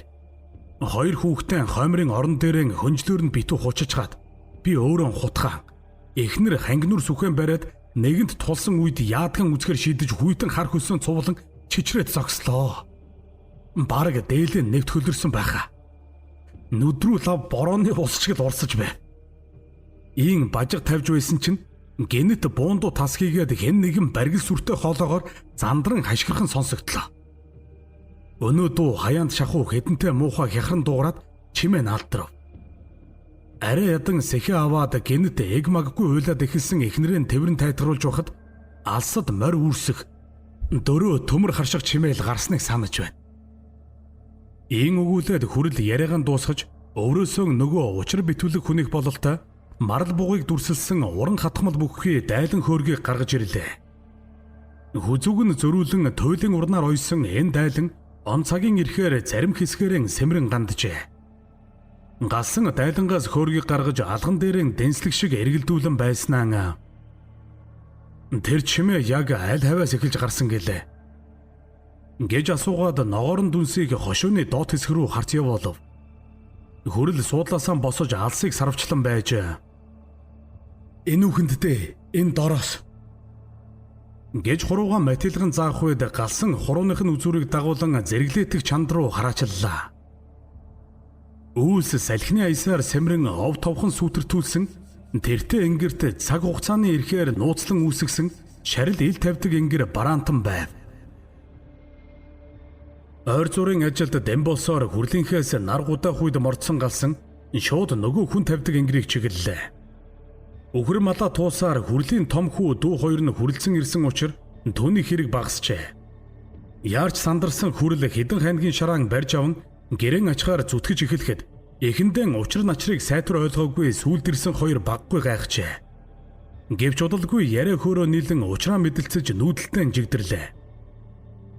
Тэднийг ин хил аман ололцож байх зур гэрийн цагаан бүрээс эвхэж явсан галсан хаяанаас ялэмгүй дээр хэсэгт сарвууны мөр шиг хачин хэв шавар шороогоор дарагдсан байхыг олж хараатгав. Амтных ихэд нас бид хүрсэн хүнийхээс ч том. Үзүр хэсгэрэн мухар улбаа үлдээснийг харахад нэлээд урт хумс твхтэн хөндийсэн юм шиг. Галсан ой ухаандаа арилхааргүй хадах гэсэн шиг удаан гихч нь тогтоон харж аваад гэрийн бүрээсийг үргэлжлүүлэн хумлаа. Ингээд түүнийг зайдан мориндоо мортохоос өмнө хүрэл иржээ. Жээж гисэн эндээс даруйхан буцсан дээр болов. Цаадах нялхаараа шахуу залуучууд ч айж цочихгүй. Бидний хүүхдүүдээс ялгаа юу байх вэ? Газрын гүйдэл эндэж хорлогдохыг ч байг гэхгүй шүү дээ. Би энэ талаар эндээс очмогцсон учир мэдэх хүмүүсээс асууж лавламц. Бас чиний хэлснээр наашаа айл амтан нүлгэхгүй байх талаар нутгийн тулхтай хөгшөдтэй нийлж ярилцсанаа. Гэхдээ энэ тухай албаны хүмүүст уламжлах бүхэл энгийн өвөр зураан хүрнэлтчиж болохгүйг чи юу сандах вүлээ? Тэгэхээр та хэдийг татаж буулгах шийд мөддөө гарахгүй болов. Тиймээс чимэл нэг арга бодож цаад хэдийг энэ гайд газраас авч гардаа. Гэт мөнөөх бүрэнхийн гийчин хачин хүний хөөрөг дайлан өгчөө. Энэ хавьд нутгалдаггүй юмаа гэхэд ан ав хийдэг бах. Манайхыг сураад ирвэлнэ гар дээр нь тавьчихгүй юу? Гэжээ. Галсан хадлангийн эдлэгэнд сүлдсэн дээр нугаас хүнд хөлтөө тэрэгч мөрөн цулбураар нь шахуурцаар гол гаталж намхавтар хөтлийг даван хүн тавьдаг энгэрийн бэлдэрлээ. Энд мерсэр нүдэн онгон харалсан хохмой толгой хүний хэлхээтэй яас хэвтэж мууч гэлээ хүлгийн хүүг үргээж босгуулж магадгүй болсон тул морин тушиж орхиод цааш явуулав. Бараг өдрийн турш нар тусдаг энэ энгэр азаргын хөндийг зорин эргэсдийн цор ганц очдог газар болоод уджээ. Тиймээс ч уулс хэцэлж орж ирдэг амаргүй ганц замыг нь тосон тодхон зөрөг дээшээгээ зурайна. Нутгийн хөгшөд голдуу орс маягаар болуулж хөдөөлүүлэхийг хүсээгүй бурхан болоочдын гэрээсийг албаны хүмүүсийн нүднээс далд энд гүйцээдэг болоод цөөнгүй оныг үджээ. Ер нь авсанд хадаж шороонд булдаг оршуулгын ёслолыг мууёр шахууд тооцдог хүмүүс хувьсгалын сурталд он жилүүдэд ч бишгүй буй тул энэ газар хойдын буйнаар тасрах шинжгүй. Ил тавьсан шарилын яс шөрмөс хатсан арьс хайсандаан торон байгаа хэлхээтэй мөч хавирга нуруу цагаан давууны тасархай хааныг зарим хэсгэрэн цайрж ганцсан хадгийн тасархай хөглөх оршуулгын газар дундуур болгоомжтойхон хөл тавьсаар хамгийн сүүлд оршоосон хэдэн шарил руу дөхөж очсон галсан өөрийн мэдлгүй зог тусав.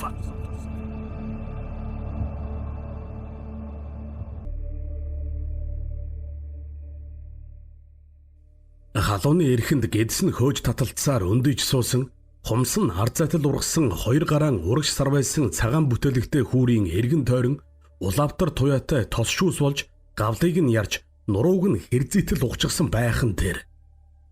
Энэ үзээрийн байдалд цочирдож эмээсэн галсан арагшаага нэгэнтээ алгахад түүний хөл доор үжирч хэврэгшсэн чөмгөний яс таарч шархин хуурлаа. Бусдыгаан бодвол хожуу тавигдсан гурван шарилыг бултаар нь яг энэ зэрлэгээр сэглэн тонжээ. Үүнийг үдсэн галсангийн дотор эвгүйцэв. Тэрээр өөрийн мэдлгүй нуурчих гээд байгаа хөлөө зөөж ядан санд мэд уруудахтан саяны аимшигт зургаллаас нүдэ нээсэн мэт үүгээр түүгээр хэвтэх хухаарсан болон шинэвтэр тостойгон араг ясны дийлэнх нь заадлаараа салгагдан дэлгдсэнийг хальтмалт анзаараад авчээ. Ухаан жолоогүй уулгалан довтлох эзнэн хараад ганц нэг өвсний толгой ширвэн хазах гэж газар шагаан байсан морин үргэж тушаатайгаан хэддэгдээд тогтов. Галсан ч цулбуурын тушааг нь шудран тайлаад харай мордож хайр наргүй өсгийдэн давирсаар отгийн зүг давхилаа.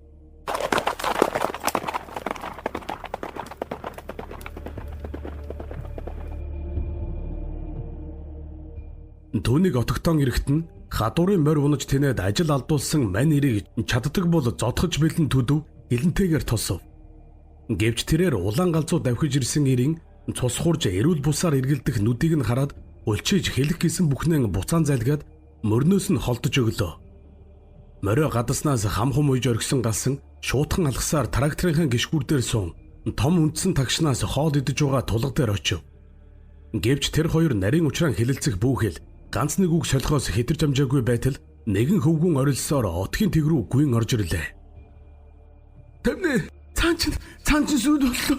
Нөгөө хэн хөхөө алга болчихж.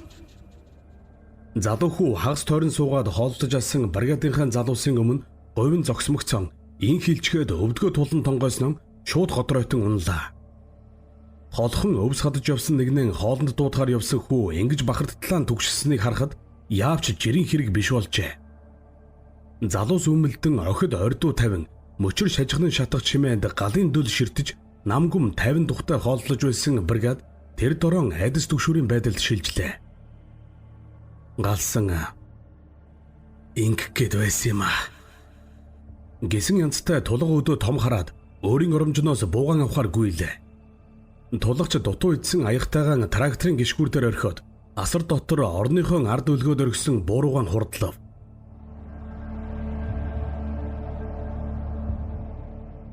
Бүрэнхий залгахтай зэрэгцсэн дөрөлж давж нөгөөх залуугийн өвс хадаж байсан мөрөн дээр ирлээ. Хөхөөгийгч өдөр галсантай цуг айл сарвчилсан. Нөгөө залуу түүнийг явснаас хойш наранд ноцоорч хэсэг хэвтэгтэн нам унтчихсан тул өдрийнхөө нормыг биелүүлээгүй юм санж. Тэмээс төдөв харааж зүхэн шөнөөрч хамаагүй төлөвлөгөөгөө гүйцээ гэж үлдээснээс бүх зүйл улбаалжээ.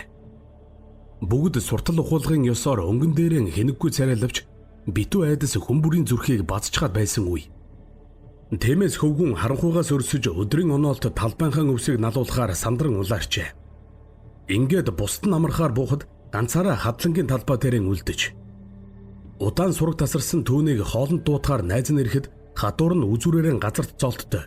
Дөнгөж саяхан хадуурын ирэнд өртсөн ногооны ташуу хэргэгдсэн ёзорууд дээр цус тонортон угтжээ. Одоо ч тэр асгарсан цус өвсний уг руу урсан бууж хөрс рүү баг зэрэг шингэсэн ч хэвээрэн байлаа. Хадуураар мөрлөж нүцгэлсэн газар дээр хоёр хэсэгт нэлээд их хэмжээний цус асгарчээ. Цаашаа мөрхөн харваас өтгөн ургасан өвсөн дундуур цусыг нь гойжуулан хэн нэг чирсэн ором багшиг гэрийн үүдэн хомрын зайд гарсан байлаа.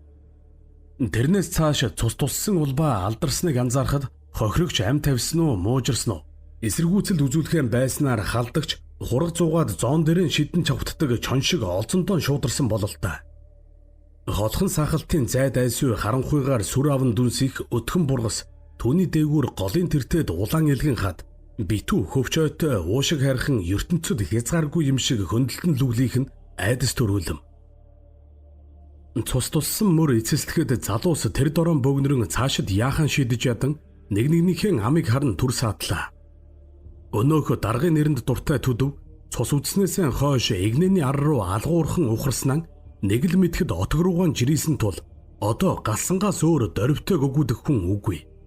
Тэрээр иштэй ишгүй хадуур тармуур өвсний сэрээгээр зэвсгэлсэн залуусыг эрэмгүй отог руу буцаагаад урдын адил буутай хоёр ирийн хамт цаашаа мөр хайх шийд гаргав. Гэхдээ удахгүй харанхуй болох тул өөрсөддөө бамбар бэлдэх отогт үлдгэсэд ахиухан түлш базааж хэд хэдэн томхон түүдэг тойруулан ноцоох нь нэн тэргүүний шаардлага байлаа. Ямар ч аимшиг дараатан байлаач галаас эмээж л таараа. Мөчбөр хүний амь насаар хэмжигдэх тул цаг алдаж огтхонч болохгүй. Урд ишинд бамбар боож ноцоосон 3 бууныхаа замгийг татаж хоолойд нь сум хийгээд ар араасаа хариу бүрий рүү уусан алга болохыг хоцрогссон түгшин харж байлаа.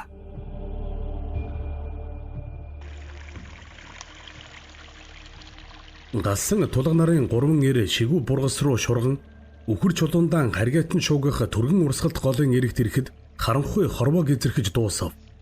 Голын тохиорсон хэсгийн цаад эрэгт уулнаас түрж орсон хар хошуу бараантан харагдана. Мөрхөөх дадал угаас муу дээр нь үзэгдэх орчингүй болсон тул цэвэр таамгаар л урагшилж байлаа. Гэхдээ тэдний ялангуяа галсангийн зүн совин зөвчгт яваа гэдгийг яагаад ч юм нотлоод байх шиг. Улбар туяа татуулан эргэн тойрныг гэрэлтүүлэх бамбраан буунуудаан дээр өргөн чиг авахаас сэргийлж 3 эр огт эргэлзэлгүй гол руу орж явчихав. Гарам нам газар хайж гүйх цаг хаанаас байх вүлээ?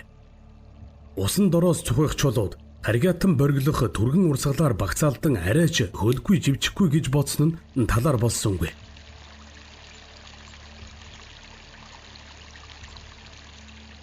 Голын цаад талд гараад гутал хувцсныхаа усыг орд төдий сэгсэрсэн болж нуран гихтээ хар хошуу өдөө цоврон аврилаа. Гიშгэгдлийн аясаар сул хайрга шаржигн нур хагаад тэртээ дор голын усанд цүлцүүлхийн буухан аниргүй содон. Хошууны шилт буй гол ус тал руугаан хазааж ирмэглсэн шовхүү зүртэй өндөр хатанд дөхөх үед гэнэт сүр сархийг чимээ гарч хүчтэй төрөлтөөс нурсан чулууд нэг нэгнээ цоглон давлгаа итэ түрхэрсээр голын усанд тесрэлт шиг палхийн буула. Цочсон 3 бараг л дороо суун тусч тус бүрдэн бууга бэлтгэн урдаан авахтан ганц бамбраан алтхан төхөв. Галын гэрэл доошлон хоромхон бүдгэрх хэгшинд ямар нэгэн амтны часуулаанууд үдшийн бүрийд харлан хүрээтгэх чулуун дээгүр хальтуулын харагдах шиг боллоо. 3 эр намсхийн суудлаан тогтоож сум тавихад бэлтгэх мөчөд гэнэт буундуу ойрхоноос нүргэлж хатны илгэнд туссан сум цойлон үлээд явчихав. Хэлмэгдэн сандарсан эрчүүд хэрхэг уучраан олж ядан хийл бие биерүүгэн ханаран ойртох мөчөд ямар нэг амтэн төмөр тавг сэрээгээр зурх шиг хяхран дуурч үргэлжлүүлээд бачимдан архирлаа. Энэ чимээ яах аргагүй дайраад орж ирэх шиг сонсогдоход эрчүүдийн цөс хагархаад өгөв.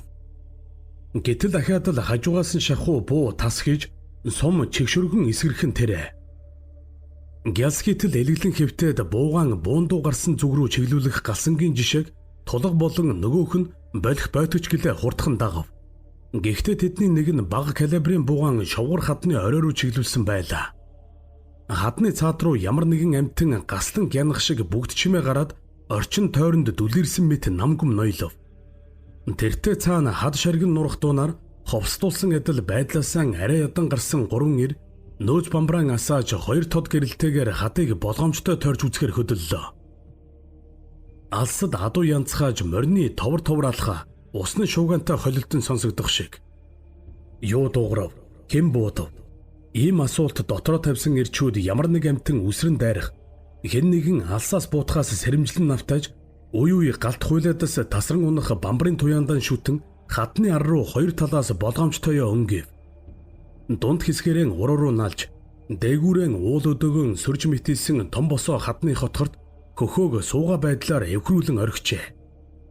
Урагшаа санжсан толгой шилний арна тэр гихийн тэмдэггүй цусанд бялцсан тодхон. Галсан алмайрын цочирдсон 2 тон бамбраараа гэрэлтүүлэхийг дохиод бууга дайсанд бэлтгэн барьсаар хөхөөгийн цогцсны дэргэд тулж очив. Саяхан ямар нэг араатны цустнаар босон дэндүү илхэн энэ орчинд одоогоор халдах аюул үгүй юмсанжээ. Үүнийг сайтар магдалсан галсан буугаан хад түшүүлэн тавиад эдинээ хөрсөн хөхөөгийн цогцыг түшин авч засаж хэвтүүлэх зураан шархыг нь үзв.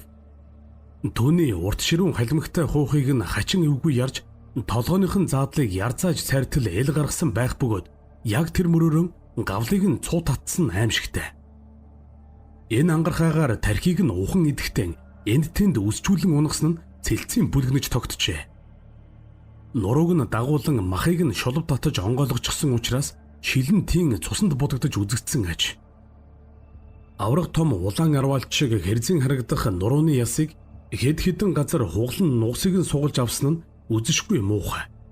Харсан зүйлтэй мэдрэл нь хөвчрөн задарсан галсан хөхөөгийн гулжигнах биеийг хамхум газар дуулангуутан хагас эргээд эг маггүй огж гарав. Өнөө хоёр нь ч урд хожид үзээгүй аимшигт бүхэнд цочирдоод дээрд хэмгүй байлаа.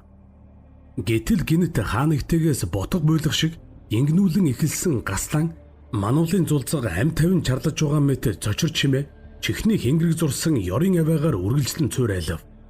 Сонсгоёа бэрх энэ хачин дуунд дөжрөхөн дөгсөн 3 эр чихээ даран авах үед ойрхон зэрэгэлдээ хад шажигнан нурхан тэрэ.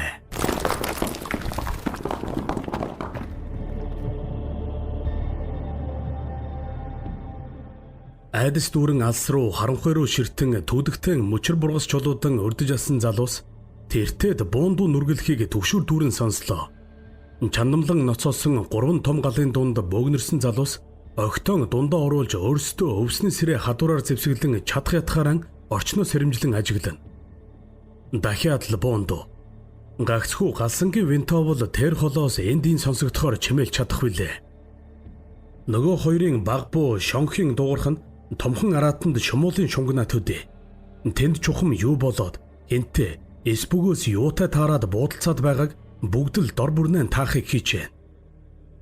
Гэвч ахиад л намгүй. Ёрын чимээгүй.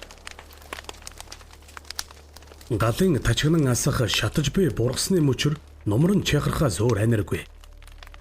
Гэтэл айдастай ч амгалан дүнсийг тэнгэр хөндийг хаг яран гастанд муухай дуун тодоос тод хадаад явчихав. Муурыг өрлөн алж буй юм шиг л хэрнэн төмөр утсаар чихний хингэрийг зуран уурах адил хорон муухай гаслан улаан хоёрын завсардах чарлаа.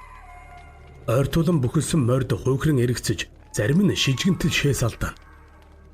Дараалан тасгийсэн 2 удаагийн буудлага араас нь гарсан жирийн бус энэ аимшигт чимээ. Ямар нэг аимшигт амтантай тааралдаад буу тавиад дээлэлгүй хөөгдчихлөө гэж нөхтөн.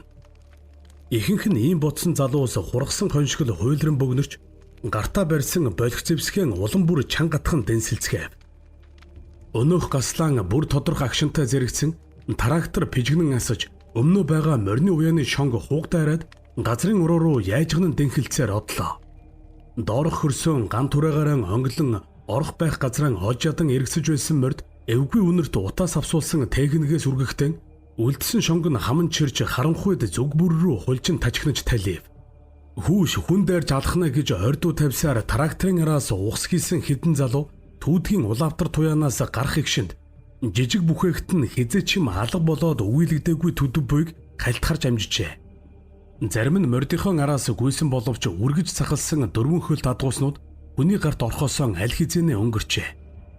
Барьж сураагүй хүний өндөр хаазанд орсон салга улаан трактор салхинд хийссэн хамхуу шиг л эрчээрэн оволцсон голын эрэг рүү туснаа эргэж амжилгүй хажуултан очиж нэг эргээд бөөрөлдөн тогтов.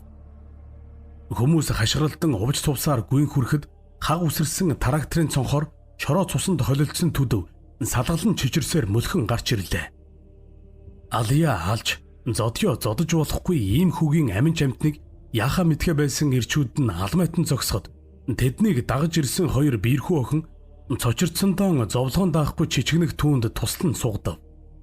Хараажаар гэмтэл шарахгүй биеийн гайгүйч хүнээр өргүүлэх шахам чирэгдэх нь ичгүрт хэрэг өдүүлсэндээ бандсан баашилсан 2-ын нэг бизээ. Ямар тач түүний хийсэн балгаар хадланчид ганц мотор техникээсээ болон унаа мордоосоо нэг мөр хагцав. Мань төдөв ганцаараа зүхтаад хөндийгөөс гарчих гэж бодсон бололтой. Тэгвэл одоо ингээд бултаараа нохоо явган гахаа нүцгэн болчихсон тэрэ. Хинч хаашааж дутаан гарахаасаа нэгэн өнгөрчээ. Тэднийг инхүү хөглөж байхад өнөөх гаслаан хизээ чимбэ намгүн болсон байлаа.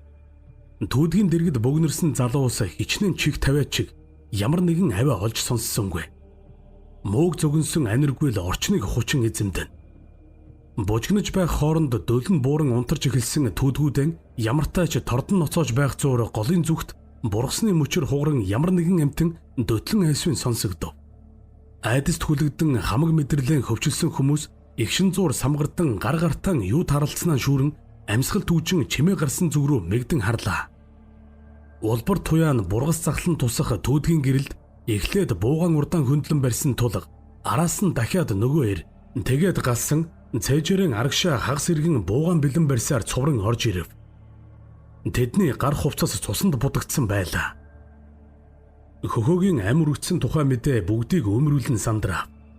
Хэдийгээр түүний цогцсны аимшигт байдлыг бүрэн уламжлаагүй боловч ихэнх нь таагүй зүйл болсныг гадралжээ. Ингээд үүр дөнгөж цаймагц явгарч хоцорсон хадлангийн бригадынхан бөөндөө хөдлөн мөлхөөдөж хамаагүй энэ газрыг орхихоор шийдэцгээв. Яралтай энэ хараалт хөндөгөөс гарч цагдан сэргийлэхэд хүний амь хохирсныг эргийн газрын уул мөр бүрэн сарнихаас өмнө мэддэх хэрэгтэй. Гэхдээ юуны түрүүн өөрсдөө тэр үл мэддэх аюулын дараагийн хохирогч болохгүй байх учиртай. Эцэст нь харин нэгнийх нь найз нөхрийнх нь амь насыг хөнөөсөн араатан адгуус юу ч байлаа гэсэн дарж устгах тухай ярих нь зүй. Ийм бодлон нэгтгэн эренбэлсэн залуучууд зэрэг хөдлөн явган алхаж урт зам туулах бэлтгэлэн базааж байх зур Өдий хүртэл майхандаан битүүлэн хэвтсэн төдөв толгоогоо цугуйлгаснаар өөр нэг асуудал босов. Түүнийхээр улсын үнцэнтэй өчтөчнөө хөрөнгийг ингэж хөсөрт хаяад явах нь бараг л гэмт хэрэг юм байхаа. Нийгмийн өмчийн эс ширхэг бүрийн төлөө социалист хүн ямар ч аимшигыг сөрж амиаж хамаагүй өгөх ёстой л гэн. Ийн ухарч цухтаах нь байгалийн дайсны өмнө бууж өгч байгаа хүн төрлөختний шившгэл гэн. Сүүлд нь нэг нөхөр коммунист үүргэн нэр төртөөгөр биелүүлж байгаад хөдөлмөрийн талбарт амбиент золиослоод байхад өөндөө хаж цухтаах нь буруу гэж сурталдав. Гэсэн хэрнээ хамаг юман баглаж үүрснийг нь харахад мань хүн яавч энэ талбар дээр эрэлхийг зориг гаргаж үлдэхгүй тодорхой хааж. Түүний энэ дэми балаа ярианаас илүүтэй энд үлдэж байгаа бөөрөлдсөн ч гэсэн шин характер хадлангийн шуурхай бригадад гаргаж өгсөн морин хадуур тармуураас өксүүлээд чин шинэвтер зөндөө эд материалыг ин орхиод явж болох хэсэг нь цөөнгүй хүнд эргэлзээ төрүүлж эхэллээ. Эргээд ирэхэд эвдэрч сарниж тарахад бүгдийг нь эрүүгийн ялтан болгочих бол яа. Саявтархан агентын худалдагч тэтгэврт гаргахтаа тооллого оруулсан чинь нэлээд хэмжээний бараа дутаад баривчилж буудахтаа тулж байтал магадлал нь тооллогоор алдаа гарсан тогтоогдож арай гэж ам мултарсан айхавтар явдлын цуу тарсныг шигэлхүү. Агент өвгөн цагаатаж гарч иртлэн хэдэн сар шоронд тарчилж арьсяс болоод нүднээс гарсан байв. Яалтчгүй хүн бүрийн дотор нэг нь бодогдож нөгөө нь санагдаад эвгүйцлээ. Ингээд тойрон хилэлцээд санлаараа эдэн хүн хоцорж отгоон харах, бусд нь яарвчлан явж төв орох, хэл хүргэхтэр дуртайч дургүйч санал нийлв. Галсан хамгийн түрүүнд үлдэхээр санлаан гаргасан ч түнгүйгээр бүгд явж чадахгүйгэн илэрхийллээ. Үлдгэсэд ч бас арай насаар Ахмад олон оймс илээж юм үзэж нүд тайлсан хүнээр номер нөөлөг хийхийг хүсэн. Нөхцөл байдал ингэсэн тул шодож шийдэхэр болоод хамгийн бага настай охины гарт урт бог нь 2 өвс атгуулан ижилхэн үзүүрийг нь цухилгаад галсангаар өөрөөр нь татуулах болов. Урт өвс нь таарвал явж богино өвс нь таарвал үлдэнэ. Түүнийг хэрэгхээс хэн үлдэх, хэн явах нь шалтгаалга учраас бүгд энэхүү суглааг л анхааран ажиглах болгоо. Галсан эрүүгэн инчтэн нүдэн онилгож чухал шийдэлд хүрэх гэж байгаа царайгаараа илэрхийлсэн нь охины жижигхэн болбраач зарим хэсгэрэн эдийнэн эвэршиж амжсан гараас өвсний үзүүрийг татлаа. Хавтгай ногоон хяаг хөврөлдсөөр яахан аргагүй урт нь гараад ирхэн тэр. Хэнч учиргүй баярлсангүй, хэнч байдгаараа гомдож ялгарсангүй. Харин зугуухан хоёр хуваагдж галсангийн талд явх нь эсрэг талд үлдэх нь гарлаа. Тулга болоод галсантай цуг хөхөөгийн шарилыг олсон өндөр чирэг залуу дахиад өөр нэг хөвгүн мөн энд ирээд сэтгэл зүрхэн нэгтгэн үерхэд буй хос. Ийм 5 хүн отгоон өмч хөрөнгөөн сахиж хоцорхоор болжээ. Хос залуусын хувьд жаахан ч гэлээ хамт байх шалтгаан гэж мөн эд бадарч байгаа хайр сэтгэлд нөлөөлөх баргийн хүчин зүйл үгүй учраас ийм сонголт хийгээ бизээ. Галсан нэг игнэнд тойрон зогсох тэдний зүг харуулсан, өрөвдсөн, аль нь үл мэдэгдэх бодлогошрол дүүрэн харцаар тогтоон ширтснэн бууга мөрнөөсөө мултлан тулгад 2 гардан барилаа. Түүний архан талд зогсоод үйл хөдлөлтийг нь байдгаараа анхаарч байсан төдөв өөрийн ирэхгүй бууг нь буцаан авах гэсэн мэт гараан сарвайлгаснаа цочин тохоогоо нууглав.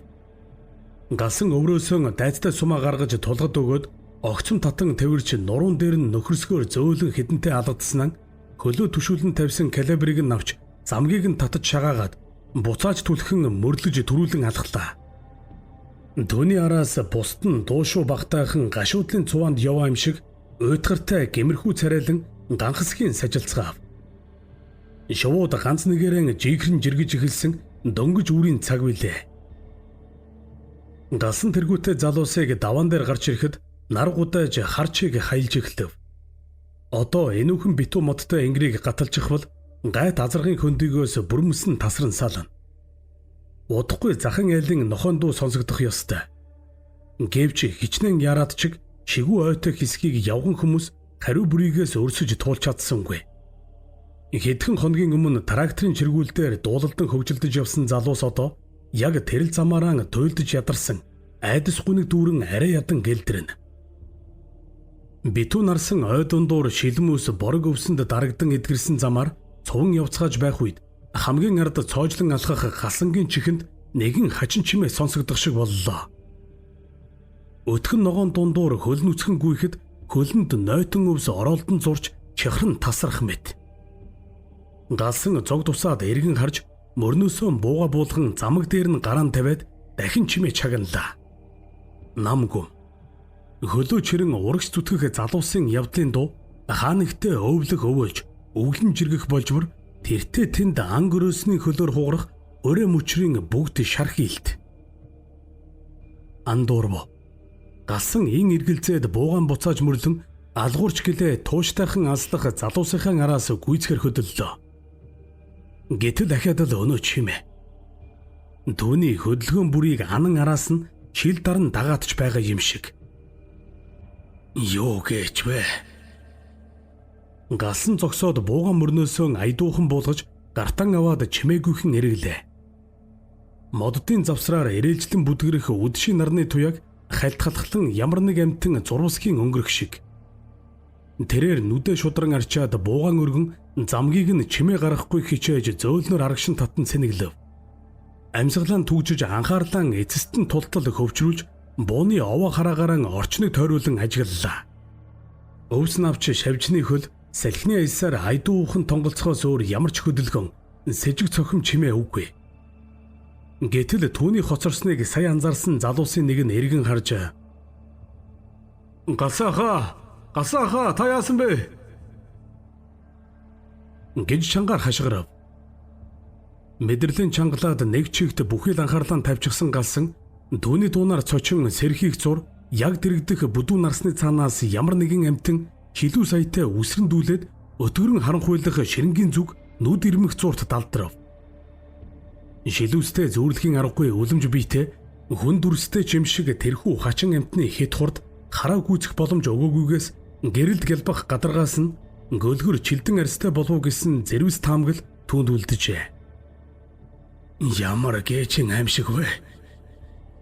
Юугүй нүүрэлтэн тулжсан байхад анзаараагүйгээр барахгүй өөр зүгт хараа тавьж байснаа бодохоор айдас нь хурч нуруу өдөө нь жихүү даана.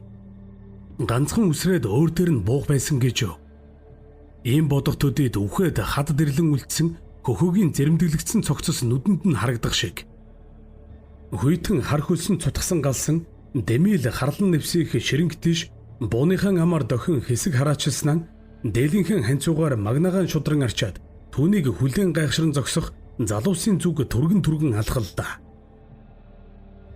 Уулын битүү модтой хэсгийг аг амсгаагүй гүг шахам туулсан Галсан тэргүүтэнг давааны ёроолд бууж задаа газарт гарахад эдийнэ наран жаргасан байлаа. Залуус хөлсөө сэвэн хөлөө холгуулсан гутлан засаж ороон түр амсгийг зур Галсан уулсын цаана хоцорсон азаргын хөндийн дээр бараантан дүнсийг тэнгэр өдөө эргэн харж хэсэг зогслоо. Гэтэл тэртээ тэндээс хатсан ямар нэгэн зөвүүн чимээ ойг зүсэн цурайлсаар ирээд чихнийх нь хингэргийг өрөмдөөд орчих шиг болов. Залуус ч хөдөлгөөнөө хорин амьсгалаа түгжин сонслоо. Ямар нэг амтан гаслан орилох, гачаадан ам тавихын хооронд хорон хяхарган өмнө нь анирдж байсан танил аимшигт дуу. Энэ цурай тэдний хүмүүсээ үлдээгээд хөдөлсөн отгийн тэндээс гарч байх шиг санагдахуя Галсан өөрийн мэдлгүй агзар татан дагжлаа. Яарсан дээрэн улам бүр шуурхаалахаар шийдсэн түүнийг гараараа дохин хөдлөхийг сануулхад угаасаа айдас давтсан залуус үргэсэн болжмраатай дэрхийн босож замдаа шуудрав.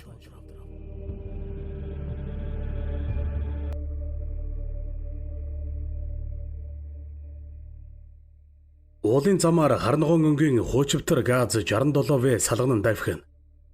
Он удаан байнгын хөдөлгөөн хийгдээгүйгээс баларч эхэлсэн модны ур үндэс энд тэнд овоон гарч бартаадсан харгуйгаар суудлын тэрэг байдаг чинээгээрэн үсчин хурдлах нь үүрлсэн аргалыг нь гэнэт сөхөхөд цох гэрлээс цочин жирэлцэл гүйх луга. Машины ур суудал дээр дамран малгаагаан нүдрүүгэн дарж өмссөн 20 гаруй насны залуухан чирэг дэслэгч тухалж урд бариулаасаа тасаатхан зам аширтэн. Жолоо барьсан ахлагч яаралтай хурдан гисэн тушаалыг гүйцээхээр аль болох донцлогоо бартааг тойруулан жолоогоо мушгиж хурдаа нэмхийг хичээн. Арын суудал дээр галсан өөр нэг пижак эндүдлэгтэй өмдөн дээр хоромон гуталж ийж бүрхмалгаа тавьсан албаны царайтай хижээлдүү ир нэг сэргийлэгч мөн төдвийн хамт чихэлтэн суужээ. Хойно баруун захлан суусан формо хайшаашхан өмссөн сэргийлэгчийн ингэрт хүрэн бор ширэнгэртэй гэрэл зургийн аппарат санжигнахаагаад нилээд юм багтдаг байрын дөрвөлжин хар цүнхэн хоёр хөлн завсраан босоогоор нь тавьж их л ариглан явахыг харвас магад чухал эдэл нь байгаа шинжтэй. Галсан хамгийн ихний айл дондог гэгчэнд хүрч мэнд мулдарсандан баярлах залуусыг амсхийг зур гэрийн эздээс морь гуйж шүн дундлан сум нэгдлийн төвийг зоржээ. Хүний ам үрэгдсэнийг сумын удирдлагуудад дуулгаж тэнд үлдсэн залуусын ам насч дээсэн дөрөн дээр байж мэдхийг дэвдэн сануулсны хүчинд ийм хэсгийн төлөөлөгч шинжээчийн хамт өглөө эртлэн буцаад гарч байгаа хажигуу. Замаараа залуучуудыг үлдээсэн дондгийн хот айлаар дайртал унаа тэрэг буу зэвсэгтэй сэргийлэгчд хараад зоригчсон мөн эзгүйд нь хүний ам үрэгдсэнд өөрийнх нь муухар тэнэгшид нөлөөлсөн гих дүгнэлтэнд хүрчихвэ гэж хулчилсан төдөв гуйсаар дагалджээ. Тэрбээр баргаа дахалж гараад балаг дунгаснасаа илүүтэй хүний ам хохирсонд өөрөө буруутахгүй. Трактор бөөрөлдүүлсэндэн ял авахгүй гэж өвдгөн чичрээд хар нүдэж хамхиж чадахгүй байгаа билээ.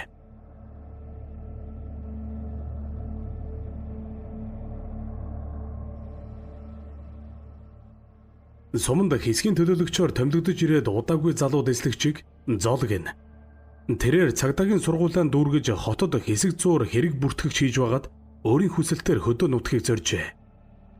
Багасаан сонирхож удам залган эзэмшсэн мэрэгжилтэн үнэнхүү дуртай сэргийлэхийн залуу офицер онц ноцтой хэрэг илрүүлж аавынхаа алдар сууг давдаггүй юма гэхэд давтахыг хүснэ. Тиймээс ч халаасны хулгай жижиг танхаагаас хэтрэхгүй нийслэлийн нэгэн хэсэгт хэрэг бүртгэж суухаас залхаад хөдөө нутагт ирж амьдрал үзэнгэн аз эзэн сорихоор шийджээ. Иймийн учир гасангийн дуулгаж ирсэн хэл ажлын хорхоо насавч хөдөөх нутгийн дүнсгэр тайван байдалд бухимдаж суусан түүний захтансан газрыг нь маажжээ. Өөрөөр дуудлага авч яран боссон зол төв рүү радио холбоогоор мэдэгдэж ажлын хэсэг нэмэлт хүч шуурхаа ирүүлэхийг хүсээд ирснээсээ хойш огт гаргаагүй гар буугаан авахар зэв идсэн зэвсгийн төмөр шүүгэнийхэн яхир цоочтой ноцолдлоо. Тэтэ буугаа шалган нэмэлт дайцтай навч бүсэндээ зүйлсэн залуу ир үүдэнд шурхийн тормослох машины дуунаар малгайгаан даран өмсөд гарчээ.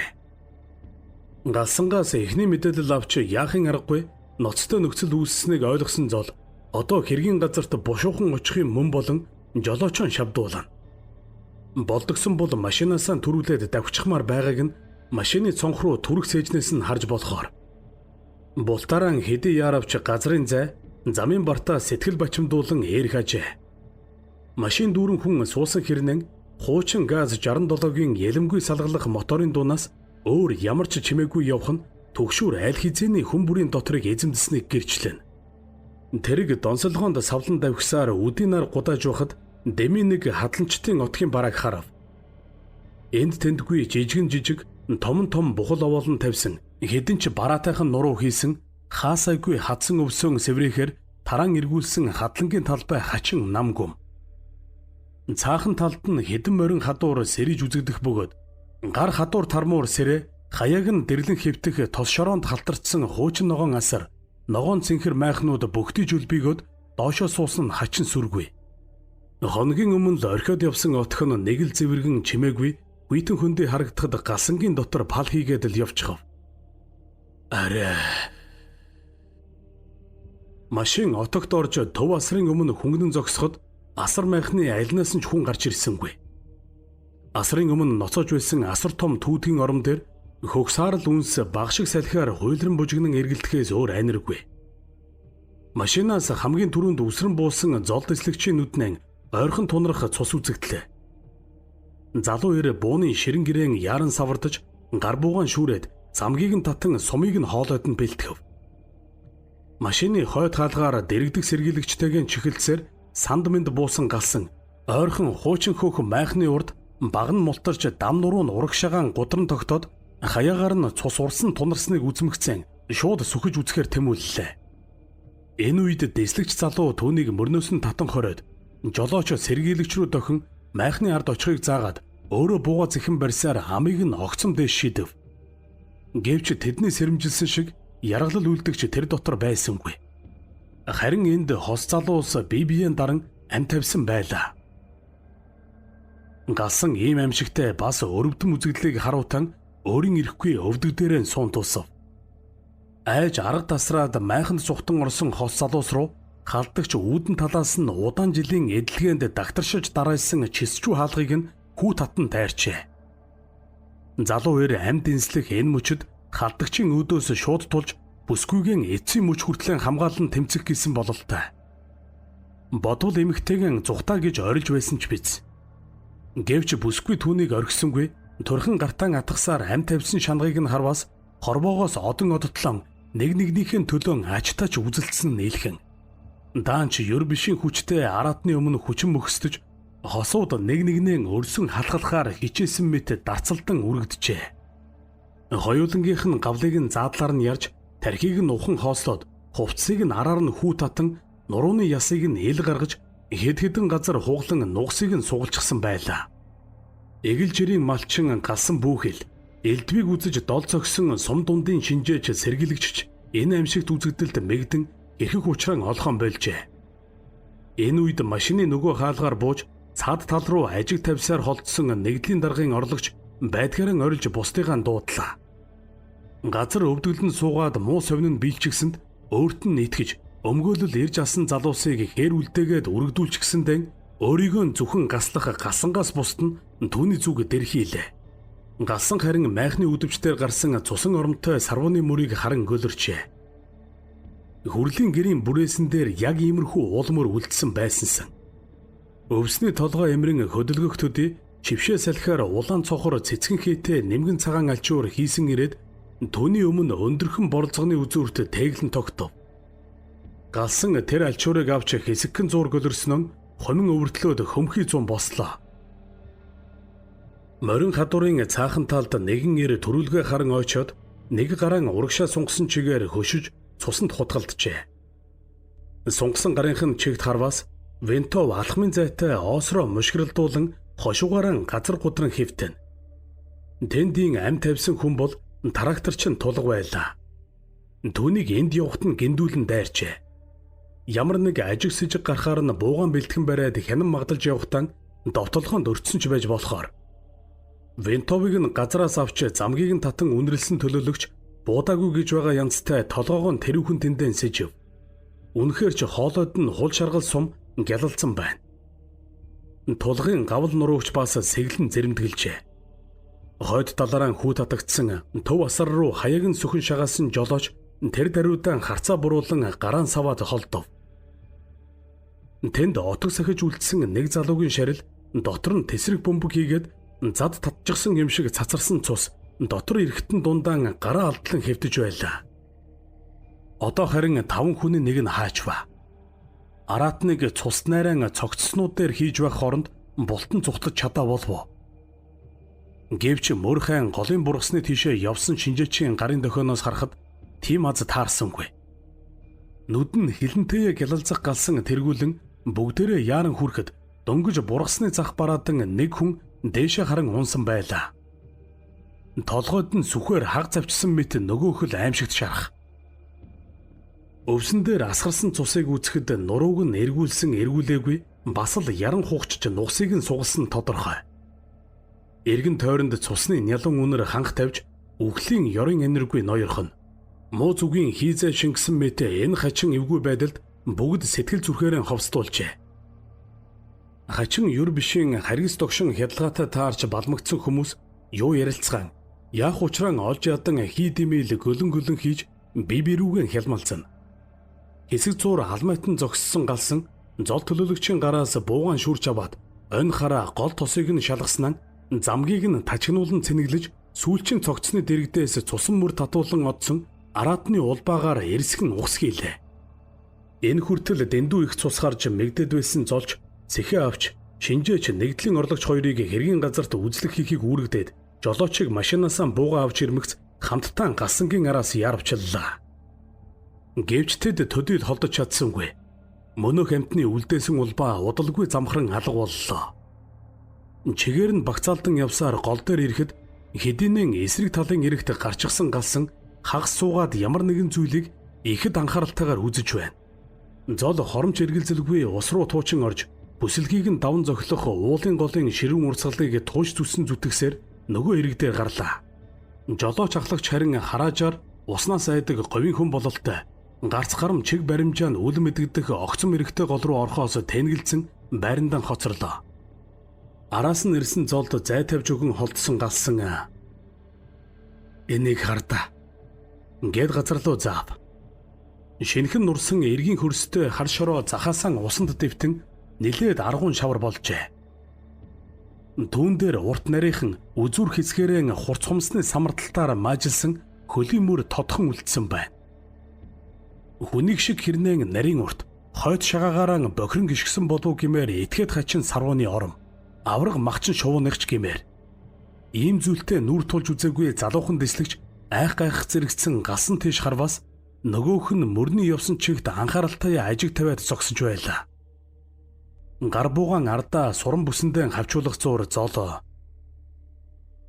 Энэ юу вэ? Хаажсан байж таарах уу? Гэвэл усны чимээнд ангаснаа илүү ихээр мэдэрсэн галсан уруулаан шилэмдэх зуур.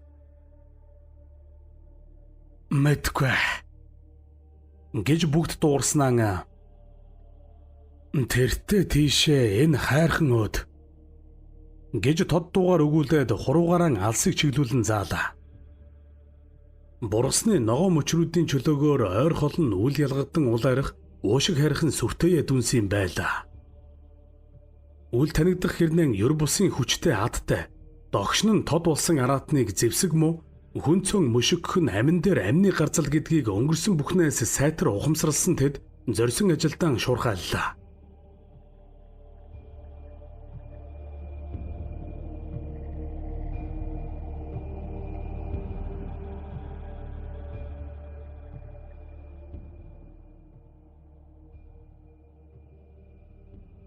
Харанхуй болохоос өмнө буцчих юмсан.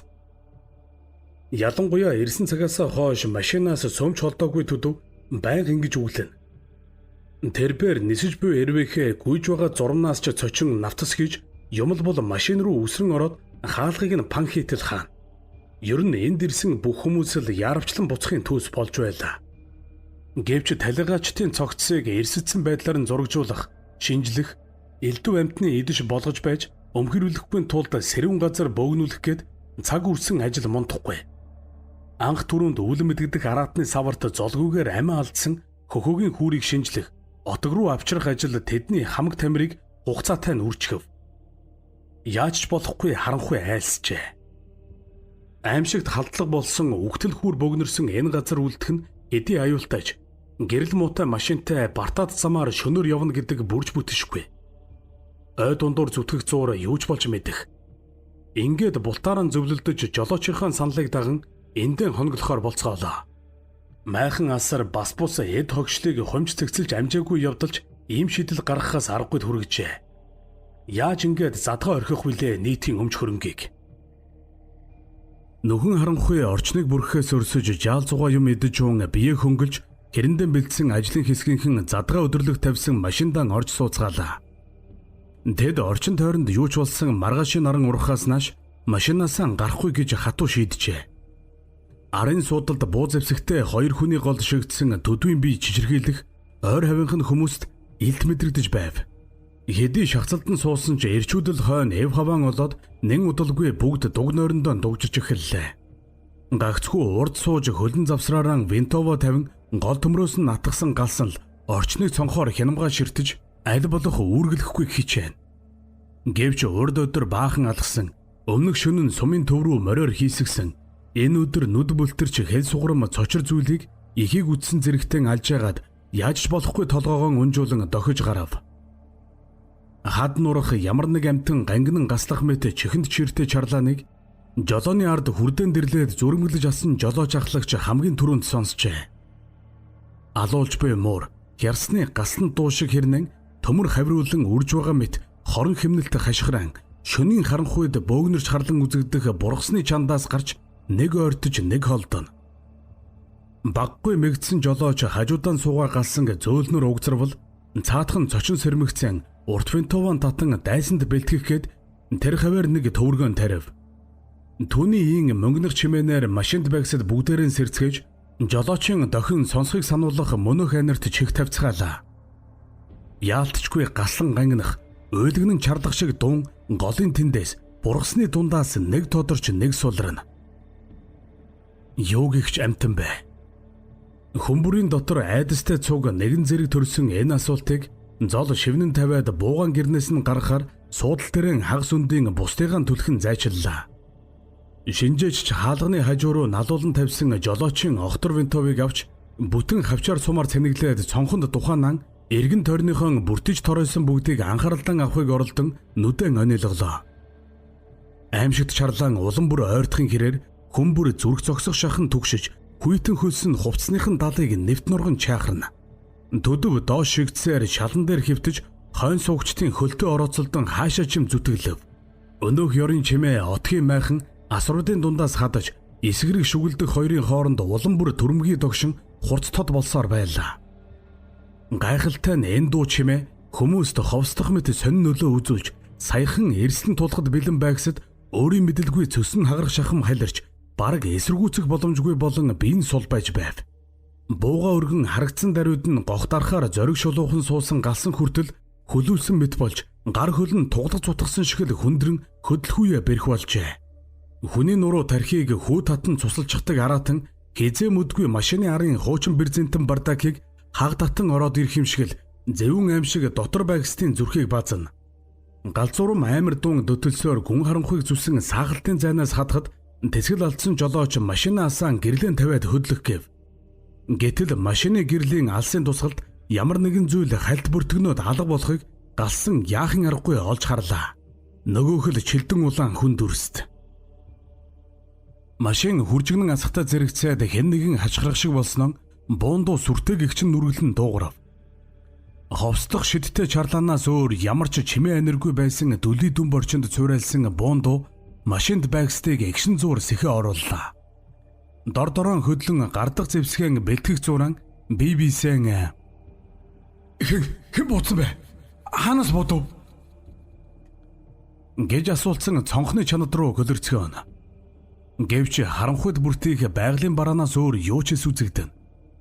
Гагцхүү урагш тусгасан машины бүдэг шар гэрэлд дэнгийн цагаан ирвэхэд эргэлдэн навсганаж алсад сүүдрээ нүгэлтэн тусгах нь айдастай үед нэг л тээртэй.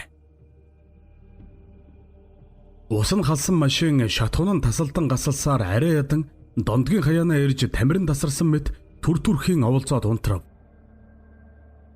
Шөн нойргүй хонож өглөөгөр отхийн эд өлгийн зүйлсийг цэгцэлж хэргийн газрыг зоон татаж хөл хоройд чамгүй ядарсан зол галсан нар гэрт орж халуун юм ууж ходоодны мухартаан юу ч хамаагүй шитгэх хүсэн. Эдний дүлдсэн залуус өчигдрөөс эхлэн унаа малгуйж зарим нь 2-3-аараа явган явж тарж утсан тул одоо дондгийнх халуун ам бүлээрээ л үлдэж. Хүмүүсийг сүйтэй халуун цай цангасандаа чимээ ихтэй оочлон өрөн борцог том үнхэж байх цуур гэрийн эзэгтэй махлаг улаан бүсгүй борцнуудаж тогоо тавин хоол хийж эхэллээ. Хэргийн газарт хүн үлдээж сахиулах ёстой байсан ч нөхцөл байдлыг бодтойгоор үнэлээд золд эслэгч журам дүрмээсэн энэ удаа ухарчээ. Угаасаа ч тэр хараал идсэн хаашаал харна цусны улаан өнгө тунрах хачин муу ёрын газарт үлдэх зүрхтэн байсангүй. Жингүүдийн нар голлох бүхчимд гэрт гал түлэн хоол хийж эхэлсэн тул шүнжин цурам хийгээгүй хүмүүс сууга газраа нозорон норимглож гарлаа. Энэ мөчөд гэрийн баруун хатавчнаан явган суугаад чөдрийн хугарсан чагт сэлбэж байсан дондог галсан тийш хандан тустан уулзахыг сэм дохиод босч гардхан үүдний дэрэгдэх хананд хавчуулаад гарлаа. Яавч нэг учир гарсныг ойлгосон галсан гэрт багстыг тойруулан хараад өөрийг нь анзаарах сөхөтөн үгүй тиймээс цайгаан ойчож дуусгаад аяга ширээн дээр үлдэж чимээгүйхэн босож гарлаа. Хоньны хашааныхан завсар хоорондыг сэлбэж төмөр утсаар хэрж зогссон дондог түүнийг дэрэгдэн ирэхэд за та хэд маань дажгүй яваад ирвөө. Тэнд үлдсэн хэд хаачаа вэ? Гэж аминчлан асуух нь ямар нэгэн зүйл мэдээд түгшүүртэй байх шиг. Тэгснэн хашаа налан завилж өврөөсөн дугуй төмөр хайрцагтай дүнсэн тамхи түрүүнээсээ хуйлсан шаргал сонин суйлан нийлүүлээд шүлстэн тамхиан ороож тухаллаа. Галсан ч дэрэгдэн суугаад өврөөсөн боруудтай богино махир гансаан гаргаж сайхан үнэртэй дүнсэн тамхиар чигжин дүүргэв. Шүдэнц зуран гал өхөд цэнхэр утаа байган уртаар сорж цээжэд дүүрэхэд уушхны захтнаа гарах шиг. Арараасаа ээлжлэн тохиолсон үйл явдлын эрчин давтаад тамхиач өгүүлэгүүгэн галсан саял анзаарлаа. Тэгээд ийм мэдрэмжийг мартаж чадсандаа гайхан утааг нь дахин шунамгаас оров. Ярьж тохироод отог дээр болсон аимшигт явдлыг хэрэгтэй цагт нь хэрэгцээтэй хүндэн л дуулгахаар шийдвэрлсэн галсан түүний хоёр дахь асуултыг анзаараагүй мэт өнгөрөв. Тэгээд сайн ч гэж сайн шууд яваад ирлээ. Хэмээн өчөөд наранд гялбах нүдэн онивлзуулан ойрхон зур сарвчлаа. Халуунд ялааргасан нүсэр том биетэй цэнхэр сарлагын бух танк явх адил алгуур нүгэлтэн ирснэн туглын хашааны сүдэр бараадан зогсоод хажуу бөрөөрөө 6 талт хашааг гангатал шөргөв. Түүнийг харж суусан галсан энэ тэр жил манад 10 гаруй цэнхэр тугал өгдөг нөгөө бух мөн шивдэ. Гэвэл оромол тамхиан амандаа иргэдүүлэн тамшаалах дондог. Мөн байлгүй яахав. Одоо харин уулын боохооч сүрдэм ханхаагаад насны ирэхээр цээжэн даахгүй болчих гээд байна. Өөрөө чадахгүй ч хавийн залуу бух айлгаж хөөгöd төлгүй төвг утхан л ихсчтэй. Гэд өрөвцнүүдээр бухан ширтэв. Хөмсгөн зангидан дүнсгэрдүү суух галсан. Тэгвэл ч цаазанд явхан төхөжтэй хөөх юм байна. Буянтай мал юмсан. Гэд гол яриандан орой гээсэн шиг дондог өдөө авзаатай харлаа. Цаатхан ч тамхиан хуруугаан шүлстэн чимгэж унтраагаад нэлээд шаналнгуй. Нэг юм хэлэхгүй бол болохгүй нэгөө. Чи цаадуулдаан болж өгвөл гай түүтгэр нь надаас холуурхан шиг дуулгаад өгч болдог болов. Ёотай ч чамтай эхлээд зөвлөе гэж бодлоо. Гэд суудлан залсан дээлийн хормоогон өмнө хумж авлаа. Тэгснэн эртээд манад 3 хүн буусан. Эд насны миний лав үзэж хараагүй бодоожин үнцэнтэй баймаар хувцас хэрэглэлтэй ирчүүд. За тэр нэгнийх нь үүрсэн буюу янзтай эдтэй. Гэд өнөөх бууг нь дахин нүдэндээ ургуулan харах мэт харцаан сүм илгэв. Тэгээд үргэлжлүүлэн энэ үхэн дор зам дээр аавын цээжнээс буугаад наашаа алхаж ирсэн юм л та. Морь хөлсөлж ойр хавийн газар орон үүсэх юм гин. Овооч мөнгө амлсан болохоор над шиг олон охин нойтон хүүхэдтэй хүнд бөөн хад завшаан байлгүй яахав.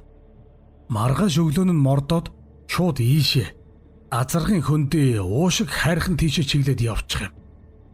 Тийшээ явдаг нь яаж байгаа юм бол яриа хөөрөө байр байдлыг нь харахад газар орон огт мэддэггүй хүмүүс биштэй гэсэн шиг бодоод за ямар надад падтай биш гэд орхилоо.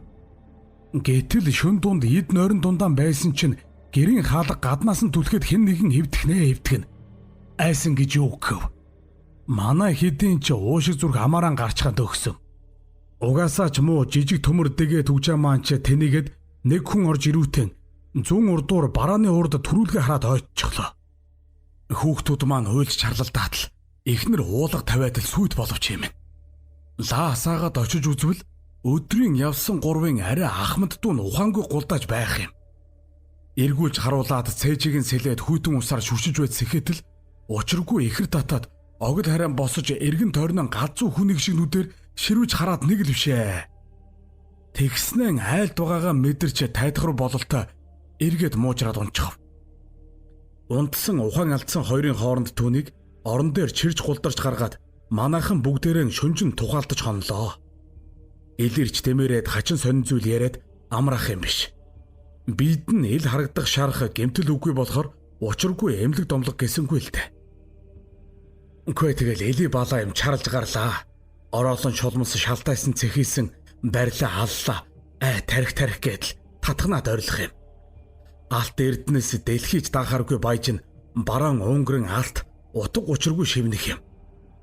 Нөгөө хоёр нь яаснагч бөөмэд тэр талаараа юуч ирсэнгүй. Тэгж үүрээр нэг юм чимээ алдарч унтаад өгөв. Миний хувьд ч нөгөө хоёроос нь гадна унаа мориндоо санаа зовж хар бууж байснаа нуух юм байхав. Өглөөний сааманд үнэгийн хураахаар гартал урдан морь маань гурвуулаа хотныхоо нүмерт бөгтийгөд зогсож байх юм. Нэг нь эмээлэн гидсэндээ авчээ. Үүрээр буусан шүүдрийн хар чигт бунжигнтэл чичрэх морд дээрэн очоод хонлоог нь илбэж үзтэл гарт нойтон зүйл зунгаар алдаад явчихав. Хариу бүрийн цаг байсан болохоор ялгаж харж чадалгүй алгаан үнэрттэл цусны ихүн атлан давсархаг үнэр ханхийлээ. Хоёр морины маань зоо хонлоо нь яахын аргагүй цусанд будагджээ. Би цочсондоо огл үсрээд хашаанд тулж арай л даваад унчгаагүй. Тэгээд гэнэт юу хатгасныг бүүмэд чүүдэртэй өвс зулгааж нуруу зоог нь байдгаараа зүлгээ тавьчихсан. Амхантан мордон цэвэрлээд байгаа мó эсвэл ямар нэг цусд хэргийн холбогдож болсноо нуух гээд байгаа мó бүүмэдээ. Гэхдээ үнэндээ айсан. Тэмч учраас та нарыг эхлээд ирэхэд амаа нээж чадаагүй юм. Үүнд бас нэг шалтгаан бий л дээ. Тэр ирсэн нөхөр өглөөгөр ухаан оронгуутаан олигтой ч юм идэж уулгүй, сэхэрч тэнхрэлгүй шууд манай нэг хоньны шахуу моринд бараг л 5 сая морины үн бэлнээр нь төлж өгөөд энэ тухай хэндэж хэлэхгүй байхыг дахин амжилтлан гуйгаад мордоод тайлээсэн. Эмээл хазаар чөдөр аргамжаанд хүртэл зөндөө мөнгө төлсөн шүү. Ингээд л нүд цагаан мөнгө улаан гэж болчихлоо. Ийн өгүүлээд дондог наранд гэлвсэн ичиж имээсэн хоёрын аль нь болох нь бүүмэд нүрэн буруулан доош харж хормой дээрэн унсан тамхины үнсэн няслан байв. Галсан сонссноо эргцүүлэн эвлүүлээд хариу хэлж завдаагүй байтал цоо шинэрэн шахуу А69 машин халсан будгийн хурц үнэр ханхлуулан давхсаар ирээд тэдний муу хуучин 67-гийн дэргэд шар хитэл тормслоо. Машин унтарчж амжаагүй байхад урд хаалга онгон дөрөмт хувцастай гартаа цэргийн хээрийн цув тогсон балтгар шөрмөслөг биетэй ахмагдуу насны ахмад тас хитэл үсрэн бууж ирв. Арын хаалгануудаж пат хитэл дэлгэгдэн цэвэрхэн дэгжинч аяны нөхцөлд тохирсон хувцастай 3 сэргийлэгч гавшгайхан гарч ирлээ. Тэд бүгд гартаан зохих тоноглолон цүнх савтаагаан барьсан байхаагаад нэг нь бүр тэр бүр үзэгдээд байдаггүй АК автомат мөрлөж ногоон агсамжтай хідэн дайз зүүснэн содон. Машины дуунаар гэрт байгстай ч үүдэрэн чихэлдэн гадагшилцгаав. Өлдсөндөө борцтой шул аягаар нь барин ууж хамаг хөлсөн гойжуулчихсан зол ханцуугаараа нүрэн хальт шудран арчаад малгаагаан тэгшлэн ахмадад илтгэл өгөх гээв. Өнөөх ахмад харин түүний ёслог гисэн гараас нь татаж болиулаад хөгжилтөөгөөр "За дүүмэн, ингэж хөдөөхээр хүн ирэхэж ёсорхоод юу гэв? Чамаас хэл аваад би нааша залуустайгаа шууд гарлаа. Онц ноцтой хүн амны хэрэг гэвэзтэй. Би гэхдээ бас хэнийг авчирсан гэж" гэд нүдэн жартайлган зол өдөө шогтойхон харлаа. Үзэгүгэн үзэж өдрийн халуун шөлний агт далаа нэвт хөлөрсөн зол малгаагаан авч халимгаан илбэн засаад сулхан дуугаараа "Хэнийг?" гэж асуухад эргэж ахмад урагш алхам мөрөн дээр нь зөөлхөн алгадаад "Аав их чинь чой хошуучиг" гэд гэмэрхэн доош гарах түүний нүр рүү нь хандах гэж ялэмгүй бөхийлөө. Тэгснэн нөхцөл түүний санснаас муу байж болохыг золын байдлаас нь гадарлаж "Аав чинь сумын төв дээр чиний гэрт үлдсэн. Би чамайг эндээс буцаана гэсэн байгаа" гэснэн "Алив хоёулаа ийшлээ. Чи нөхцөл байдлыг тодорхойхон яриад өг" гэлээ.